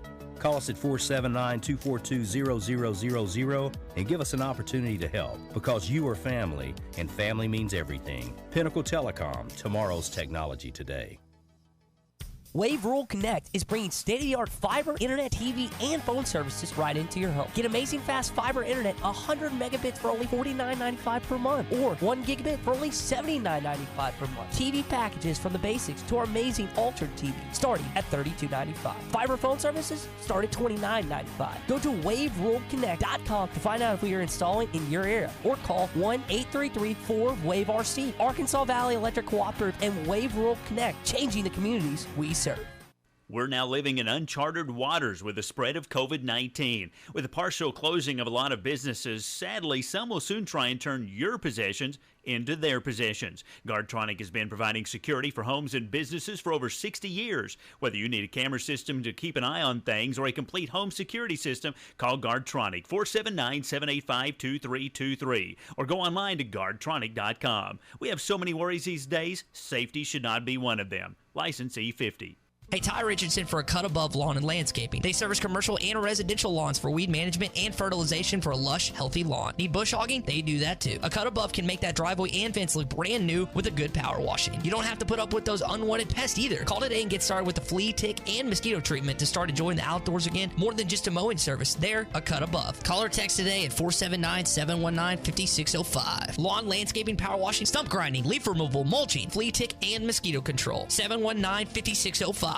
Calico County will remain open for delivery and takeout service for many of our menu favorites from 8 a.m. to 7 p.m., including breakfast each day until 11 a.m. Now, you can order takeout to be brought to your car at curbside by calling 479-452-3299, or you can use the Order Online button at our website, calicocounty.net. For delivery, use the Waiter app on your computer or your handheld device, and visit our Facebook page to see any changes in our efforts to continue to service our customers.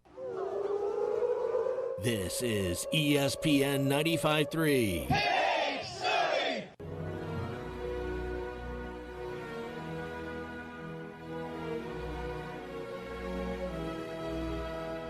This is Halftime with Phil Elson, Matty T, and Matt Jenkins. 6 seconds remain. Madden puts it up. Wow! What a finish! Bobby Portis, the magic man, arrives just in time. The tip in and zeros on the clock. Back on Halftime.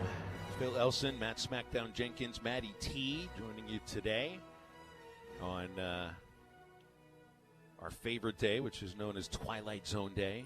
Might as well do it again. Richie playing this in the background. Say that again. Try to go to sleep with this in the background. Lord, no. Impossible. What was the? I believe was it One Missed Call? Had that weird, creepy song, Maddie?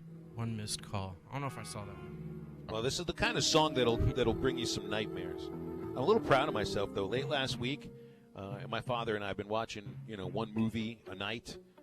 Although he refused to watch The Last Dance yesterday. He was getting sick and tired of Michael Jordan's attitude, so he just said, I'm going to go watch something else. He watched Midsommar, which is a creepy movie, if you've ever gotten a chance to watch it. I showed him Bird Box last week. Did you guys watch Bird Box on Netflix with Sandra Yes. Bullock? Yeah. The people that unfortunately have their eyes open outside and some crazed look in their face and commit suicide. You remember that movie? That was the one where Bird Box was the one where she's blindfolded going across the lake, correct? Yeah. Yes. Okay. I showed my dad that movie, and he could not sleep for the entire night. He said it reminded him too much of what's going on now. It was too creepy for him, and it didn't cause nightmares. It caused insomnia. And, I felt bad about that for a minute. Only for a minute? Then I laughed a little bit that this was the same person that showed me the movie Psycho for the first time, okay? And I was like 11. I think I had some nightmares of the age 11 watching Psycho. I did it wasn't necessarily a scary movie with me, but I've got this running, not a joke, but just kind of like how I think of things, that any movie that has a dog in it or that is a prominent part of a movie, the movie's not going to end well. And there was always involved the dog dying. It's always the dog always does. Like it's never going to Yeller, Turner and Hooch. Yep. So don't watch The Art of Racing in the Rain. Yeah, Dog's Life. I just don't. Any movie that there's a dog involved, I'm not watching it because you'll never convince me that movie's going to end well. But Marley and Me. Yeah, you brought up the one I was fixing to say. So my dad, I'm probably, oh Lord, 5th, 6th, 7th grade maybe, and my dad turned on Turner and Hooch. I didn't really know anything. He said, "This is a great movie, son. You need to watch this with me." I was like, "Okay, great." And then the dog died, and I was devastated. Like I couldn't. So since then, I don't watch. If there's a dog in the movie, I'm done. Does Benji die at the end of Benji? That's a cute movie from the late 70s. Certainly, you're gonna have to. I think that's more of a happy one. That's the one. Just watch any Scooby-Doo movie, okay? Heck, I almost cried watching. That one's right down your alley. Did Benji get rabies at the end, and they had to put him down with a shotgun? Oh wow, that was old. Wow. It's hurtful. I got emotional watching Air Bud, if that tells you kind of how I am. Why, because he missed a free throw? No, because he got dumped out of the back of the truck by the circus guy. I never watched Air Bud, yeah. Yeah. So you didn't watch the sequel, Air Bud Golden Receiver, where he then took up football? No, of course not. Because it's not going to end well. Did he ever play baseball? I think he did. Did he hold the there bat? was an Air Bud baseball movie, wasn't there? There was? I don't know. If there was, I guarantee you I skipped it on purpose. Come on, Phil. Any movies of animals playing sports, I don't know if I'm really going to be. Like the movie with Matt LeBlanc and the monkey that plays baseball. I skipped that Was one, that too. Ed? Yes. I think that was Ed. Yeah. Yeah. I don't watch just any baseball movie because it's baseball. You do like movies, though, like where a kid breaks his arm, it's in a cast, and when he takes off the cast, he can throw like a 150-mile-per-hour ball, right? Wholly believable movie, my friend. Yeah. Yes, See, when they're believable, because the other one's completely not. What, where he inherits the Minnesota Twins from his Yeah. grandfather and then takes over as manager? Brandon sends in a great text here. Says the movie Bird Box is what Arkansas football fans in the stands have done the past few years. That's fair. That's accurate. Yeah. Open your eyes and you want to jump out the other side of the stadium from the top row. That is fantastic. Funny. Well, you know, one of my favorite baseball movies is Field of Dreams, and you know, but the most famous player from that movie is Shoeless Joe.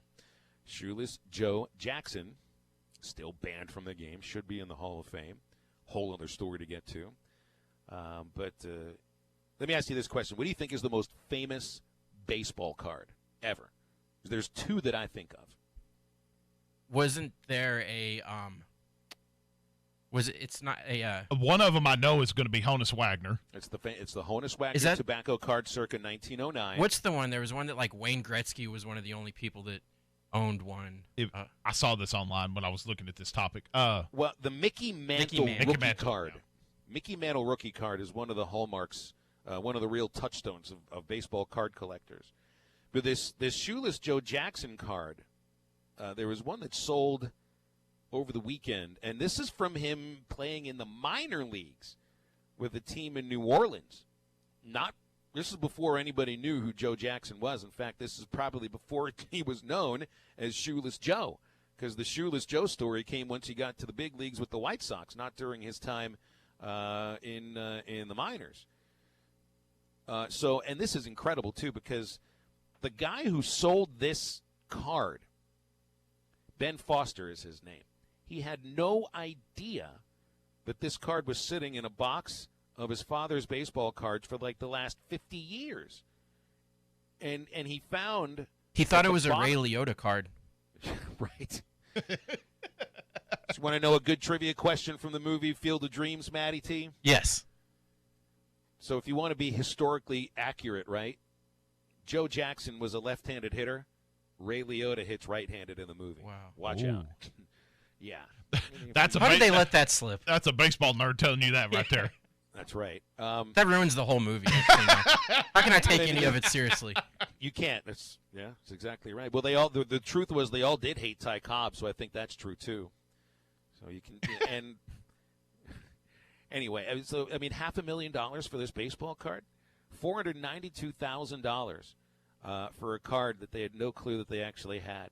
For that much money, it ought to sweep the kitchen and everything too, and take the garbage out. That's the kind of thing my mom would say when I would ask for like some expensive toys. She's like, for that much, it ought to be able to. Yeah, you do anything for that. Yeah. The Honus Wagner card sold for $1.35 million. That's crazy. Last year. And I know we talked about this last week. Like, what? Why is that card? Like, why is it worth?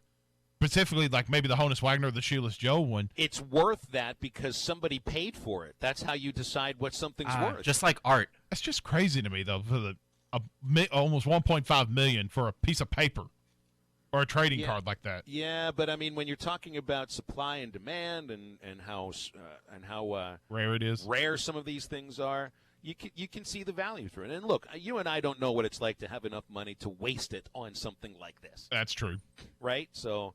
We're not Steve Ballmer. Our toys, are drones and gadgets and stuff like that. Other people have toys that are, 120-year-old pieces of paper that were sold with tobacco. So you wanted to know what my favorite sports collectible is, and I don't like collect a lot of stuff. I'm not into that. I don't collect autographs. I do have some baseball cards. I couldn't tell you which ones I have. I kind of collect like experiences through sports. So I'm really not sure where to go with it. But here's one of my favorites. I told you guys I had this. This Fayetteville Generals jersey, which I'm showing on our live stream here, was in the movie Bull Durham. Cool. Oh, sweet. Yep. And I worked Looks for this brand team. new, too. Yeah, doesn't it? The numbers are, like, tattered in the back. No, that's screen used.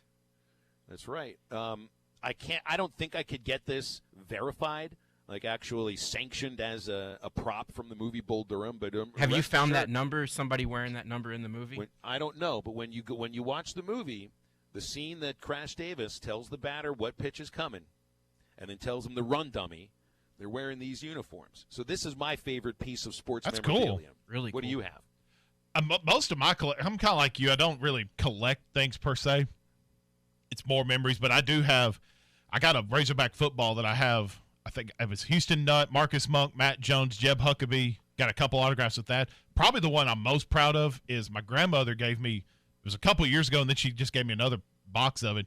It's a box full of Sports Illustrateds and newspapers from the 90s when Arkansas basketball was starting to get up into the national conversation and win championships. And she has the newspaper from the day after they lost in 1995 and had the Wally Hall column and everything underneath it. So stuff like that. Yeah. What about you, Matty T? You got one? Does it have to be sports related? No. No, whatever you want. I have like my fiddle that was passed down from like my grandfather's grandparents and has the history of it, and my grandfather's fiddle. It's heck yeah. Oh, there is one other thing I do collect. Be careful. I collect broadcast partners. Ooh. I've had many, many of them, and I seem to ruin their broadcast careers at the same time. We're going to put SmackDown in a glass case. So that's what happened to Ty. That's right. Nobody put SmackDown in the corner. Got it? 877-377-6963. We'll wrap up the show with a cherry on the top. Next, 3 Up, 3 Down.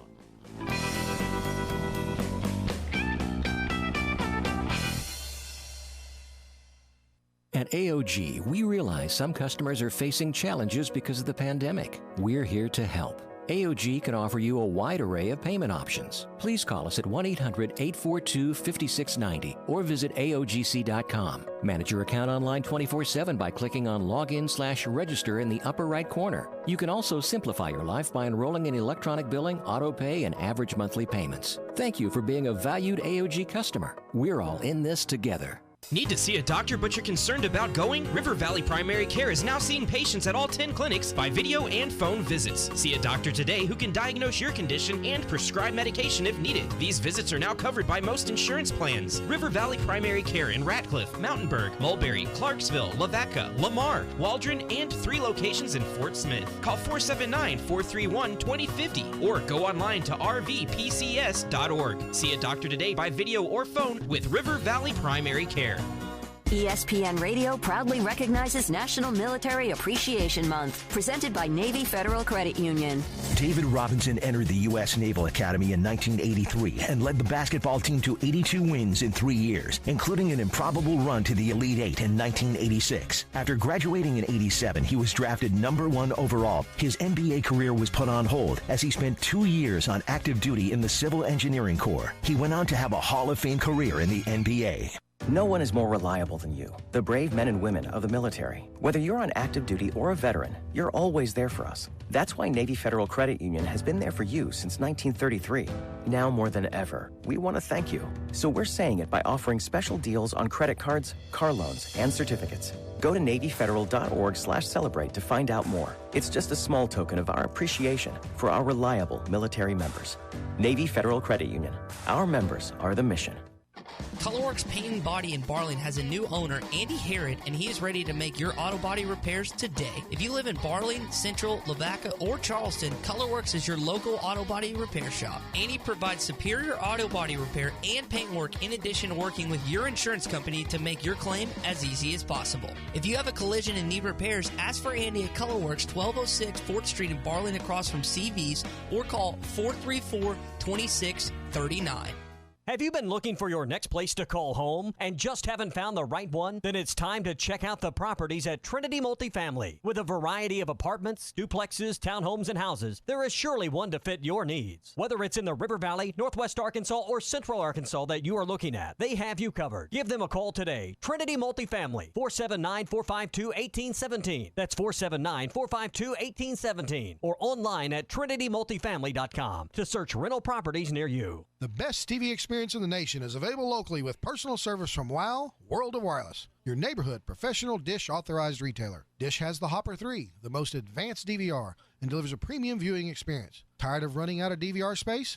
With the Hopper 3, you can record up to 2,000 hours of your favorite programming and watch your very own favorite channels and DVR recording anywhere you go on your phone or tablet. Call now, WOW World of Wireless at 877-305-DISH. That's 877-305-3474 for more details, or visit us online at shopwownow.com. Get the Hopper 3 today by calling WOW World of Wireless at 877-305-DISH. That's 877-305-3474, or online at shopwownow.com. Monthly equipment fees and other restrictions apply. Recording hours vary. 2,000 hours based on SD programming. Remote viewing requires internet connection and compatible mobile device. World of Wireless has moved just a few miles east, next to Frank Rowe Furniture in Barling.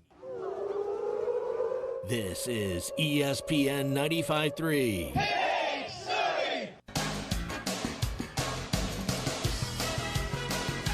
You're listening to Halftime with Phil Elson, Matty T, and Matt Jenkins. Shot clock's at 10. Jones forces a three, and it goes anyway.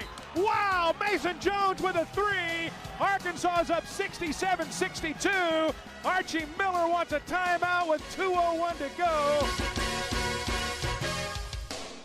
Yeah, you know, one thing that's for certain when you're back in the house that you grew up in, and it's the same house that your parents have been living in now for 40 years in this house. I've been in Pittsburgh for a couple of weeks. I will be returning to the natural state within the next 2 weeks. But yeah, you know, people that have lived in a house for this long, they definitely collect some interesting things all the way downstairs in some very large boxes. And I'm not talking about hardware tools. Anyway, you know your parents have things that they didn't want you to find when you were a kid. Back when print media was still a thing.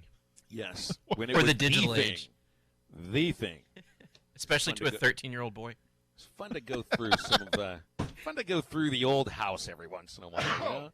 I got old baseball bats here and old gloves, and there are old National Geographics downstairs. I mean the real, National Geographic. There were some other magazines that used to come to this house that are still being collected. It was whatever you could get your hands on, Yes, and your hands were on quite a lot. All right, let's get to the end of the show today with 3 up, 3 down. Strike 3. Good morning, good afternoon, good night. What does 3 up and 3 down mean to you, Airman? End of an inning, strike 3. I was subtle, man. No, you all right there? No, just. I'm telling you, you give me a chance to create an opening like that, and I'm going to burst right through it like the Kool-Aid guy. It was just very subtle on Matty T's part. Let's see. Save me, please. My first up is that Matt Jenkins' face is as bright red as a Razorback shirt would be. That's gorgeous. Matty. Thank you, Matty. I needed that. I watched a couple of minutes. Like last week, I told you about Markavian Hentz. He's the kid who's out of Pine Bluff, Watson Chapel. His younger brother, the 6-year-old Blaze, was the one who throws with both arms. Well, Markavian's dad, and I think he's doing this because he's trying to get Major League Scouts the ability to see his son, and they can't see him in person, but they can see him on Twitter. So Marvin, who is Markavian's father, Markavian's nickname is Tink, so we'll just go with Tink. He's standing behind Tink while he's on a mound and recording 2 minutes of Tink throwing a bullpen. And I watched this, and oh my goodness, this kid is going to be something special when and if he makes it to Arkansas. He's loose-limbed. He really can throw that pitch hard. I mean, he's got a 96 to 97 mile-an-hour fastball with some movement and 2 beautiful breaking pitches. Saw a slider, saw a curveball, looked nice and consistent. I'm going to go way up just watching 2 minutes of Markavian Hentz pitch on Twitter. Not to any batters, but there was still some pretty Pretty impressive stuff. All right, my first down for today. And I mean, you want to celebrate it more than be sad, but you can't help but be sad because of the death of Jerry Stiller, one of the great television comics of our time.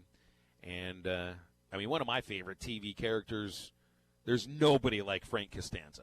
I feel 10 years younger. Yeah, and your posture's a lot better. Look at you. And I can breathe easier, too. I told you. Now, Frank, listen, here's what I'm thinking. Now, you have a friend in the bra business, right? Of course, Sid Farkas. He's the best in the business. Here's our chance. What do you say? It'll be me, you, and the bro. Let's do it! Except we gotta do something about the name. Why, what's wrong with bro? No, bro's no good. Too ethnic. All right, you got something better? How about, the man's ear? Man's ear. That's right. A brassiere for a man. The man's ear, get it? Oh, that's absolute classic stuff right there. And to bring it on a bit of to tilt it towards sports, of course, George worked for the Yankees, worked for George Steinbrenner. There was the episode where they thought George had died. Steinbrenner comes over to the house, and all that Frank can think about is a bad trade. I can't believe it. He was so young. How could this have happened? Well, he'd been logging some pretty heavy hours. First one in the morning, last one to leave at night. That kid was a human dynamo. Are you sure you're talking about George? You are Mr. and Mrs. Costanza. What the hell did you trade Jay Buhner for? He had 30 home runs, over 100 RBIs last year. He's got a rocket for an arm. You don't know what the hell you're doing. Oh, Buhner was a good prospect, no question about it. He was so funny. And I watched a little bit of King of Queens, but not enough to develop a real fanhood of his character from that. For me, it's all Seinfeld. You know, and for like my parents, they knew Jerry and Adele, his wife, from television comics of the 60s. So but this guy had 2 careers over the course of 40 years, essentially. And he's a lot more than just being Ben Stiller's father. So it's a down for his passing today. First up for me, talked about at the beginning of the show, I believe today, mastered the shrimp po' boy this weekend for Mama's Mother's Day dinner on Saturday night. So if you boys ever need a shrimp po' boy, so what's the difficult part about that? You mean you get some shrimp, you put it between two slices of bread. But it's all about how it's all about how you fry it. Oh, really? Yes. Not so crispy, what's the but secret? I can't tell you. Did you have special bread from New Orleans? No, it was Nowlands. No, it was from an Edwards Food Giant back home. It was supposed to be from like the Lightenheimer bakery. No, it was. It was really good. I had some really good remoulade sauce that we found at our meat market down home. It was very good, and the shrimp was cooked perfectly. And then lettuce too, right? Lettuce, onion, and special sauce. Special sauce. Did you take a picture? I did. I didn't mean to put it on Twitter. Here, you I'll did do it the Ty Richardson. Yeah, Pixar didn't happen first. Yeah. Yes. So I'll do that. First down for me, Ty on Friday. We were during Mother's Day. We were doing the Mother's Day show and on the Morning Rush, and they were doing Mother's Day stories. Tommy wanted to have for one of the rejoins to come back and do "Mama Tried" by Merle Haggard. Ty first said he had never heard of "Mama Tried." At first, we were like, okay, I mean, it's not acceptable, but it's one of his biggest songs. Yes, one of the biggest songs. And it was like, it's Merle Haggard. And Ty uttered the phrase, "Who is Merle Haggard?" That was funny because he was joking, right? No, he was completely serious and did not know who Merle Haggard was. So, yeah. Ty, you get like 2 downs from me today. Look, I mean, you got to experience something that I did 3 months into our show when Ty and I first started doing this together, when I was talking about the idea that if you're going to have an all-time Major League Baseball team, you have to start with the greatest leadoff hitter of all time, which is Rickey Henderson. Yep. Ty's response, Who? Who's Rickey Henderson? I literally wanted to pull my throat out of my neck. Phil, that's what happened. Throw it against the wall. When we were talking about planes, trains, and automobiles, and I brought that to him to watch, and I said, it's kind of like Tommy Boy. And he said, "What's Tommy Boy?" Oh, I had the same, and it hurts. It's kind of like soul crushing, you know. You're like, see, this is where halftime homework was invented. When I started to realize, it's like this kid I'm doing this show with is really good, you know, but he's got a lot to learn, not just baseball, but I'm talking pop culture stuff that a lot of our listeners get with. And I hope I've done a little bit of my part, but I wouldn't have been able to teach him who Merle Haggard is better than Tommy. So I could teach him who Ricky is better. He tried to redeem himself this morning and did some like fiddle instrumental that apparently Merle Haggard did, and was like, dude, there's I don't think Merle played the fiddle. He said, Tommy was like, did you even look at the greatest hits? He said, no, I just Googled Merle Haggard. That was the first thing that came up. So I had a ticket. I mean, there's only like the fighting side of me. My favorite there's so many. A few years ago, I had a ticket to see Merle Haggard.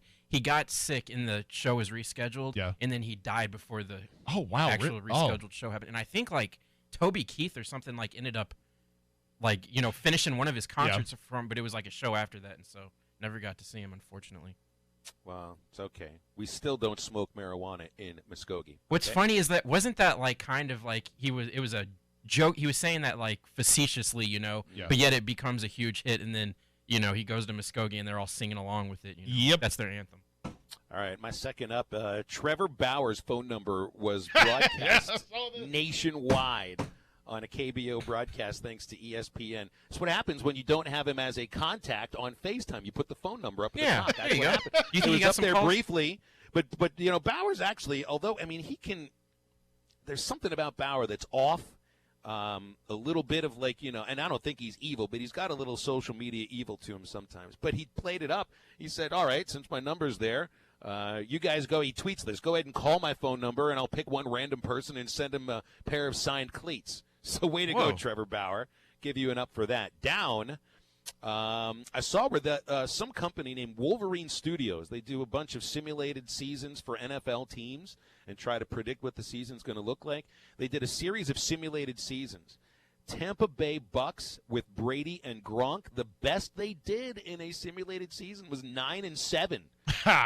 So the Bucks down. Probably get I was going to talk about my WWE pay-per-view, which was fantastic, and if you want to watch a great documentary about The Undertaker, it is absolutely fantastic. It's pretty much along the same lines as the Michael Jordan documentary, but all wrestling, so shout out to that. But I'm going to give all the rest of my ups. Two of my students last Thursday came up. I did not know they were coming. They surprised me with their Hope Awards, which, for you guys that don't know, Hope Awards is basically a big, giant thank you letter to a teacher that made a giant impact on their educational life at the high school. And I didn't know they were coming. They came here? Well, they were sitting out in the parking lot because they were scared to come in. Then, it gets better. Then they tailgated me all the way to Walmart. Well, I was picking up a grocery order, and then they surprised me at Walmart. They gave me some really nice thank you letters. So shout out to those two kiddos. They tailed you to Walmart? That's a brave thing to do. Yeah, it is. I didn't even notice it. I know you're a very paranoid individual.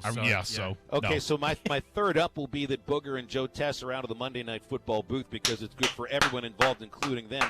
My third down is trailing somebody to a Walmart who's 6'5", 300 pounds. The guy could get out of the car and bash your head in. Guys, be careful. Those two kids ain't scared of anything. I guess not. Not scared of you. They love me too much, and I love them, so I wouldn't have punched them. I would have just slapped them. Good stuff. Good to be back with you guys for another week of halftime. Thank you so much for joining us today. And now for Matty T and for SmackDown, I'm Phil. Get up, get out, get better. Your locally owned TGI Fridays in Fort Smith is open for lunch and dinner 7 days a week.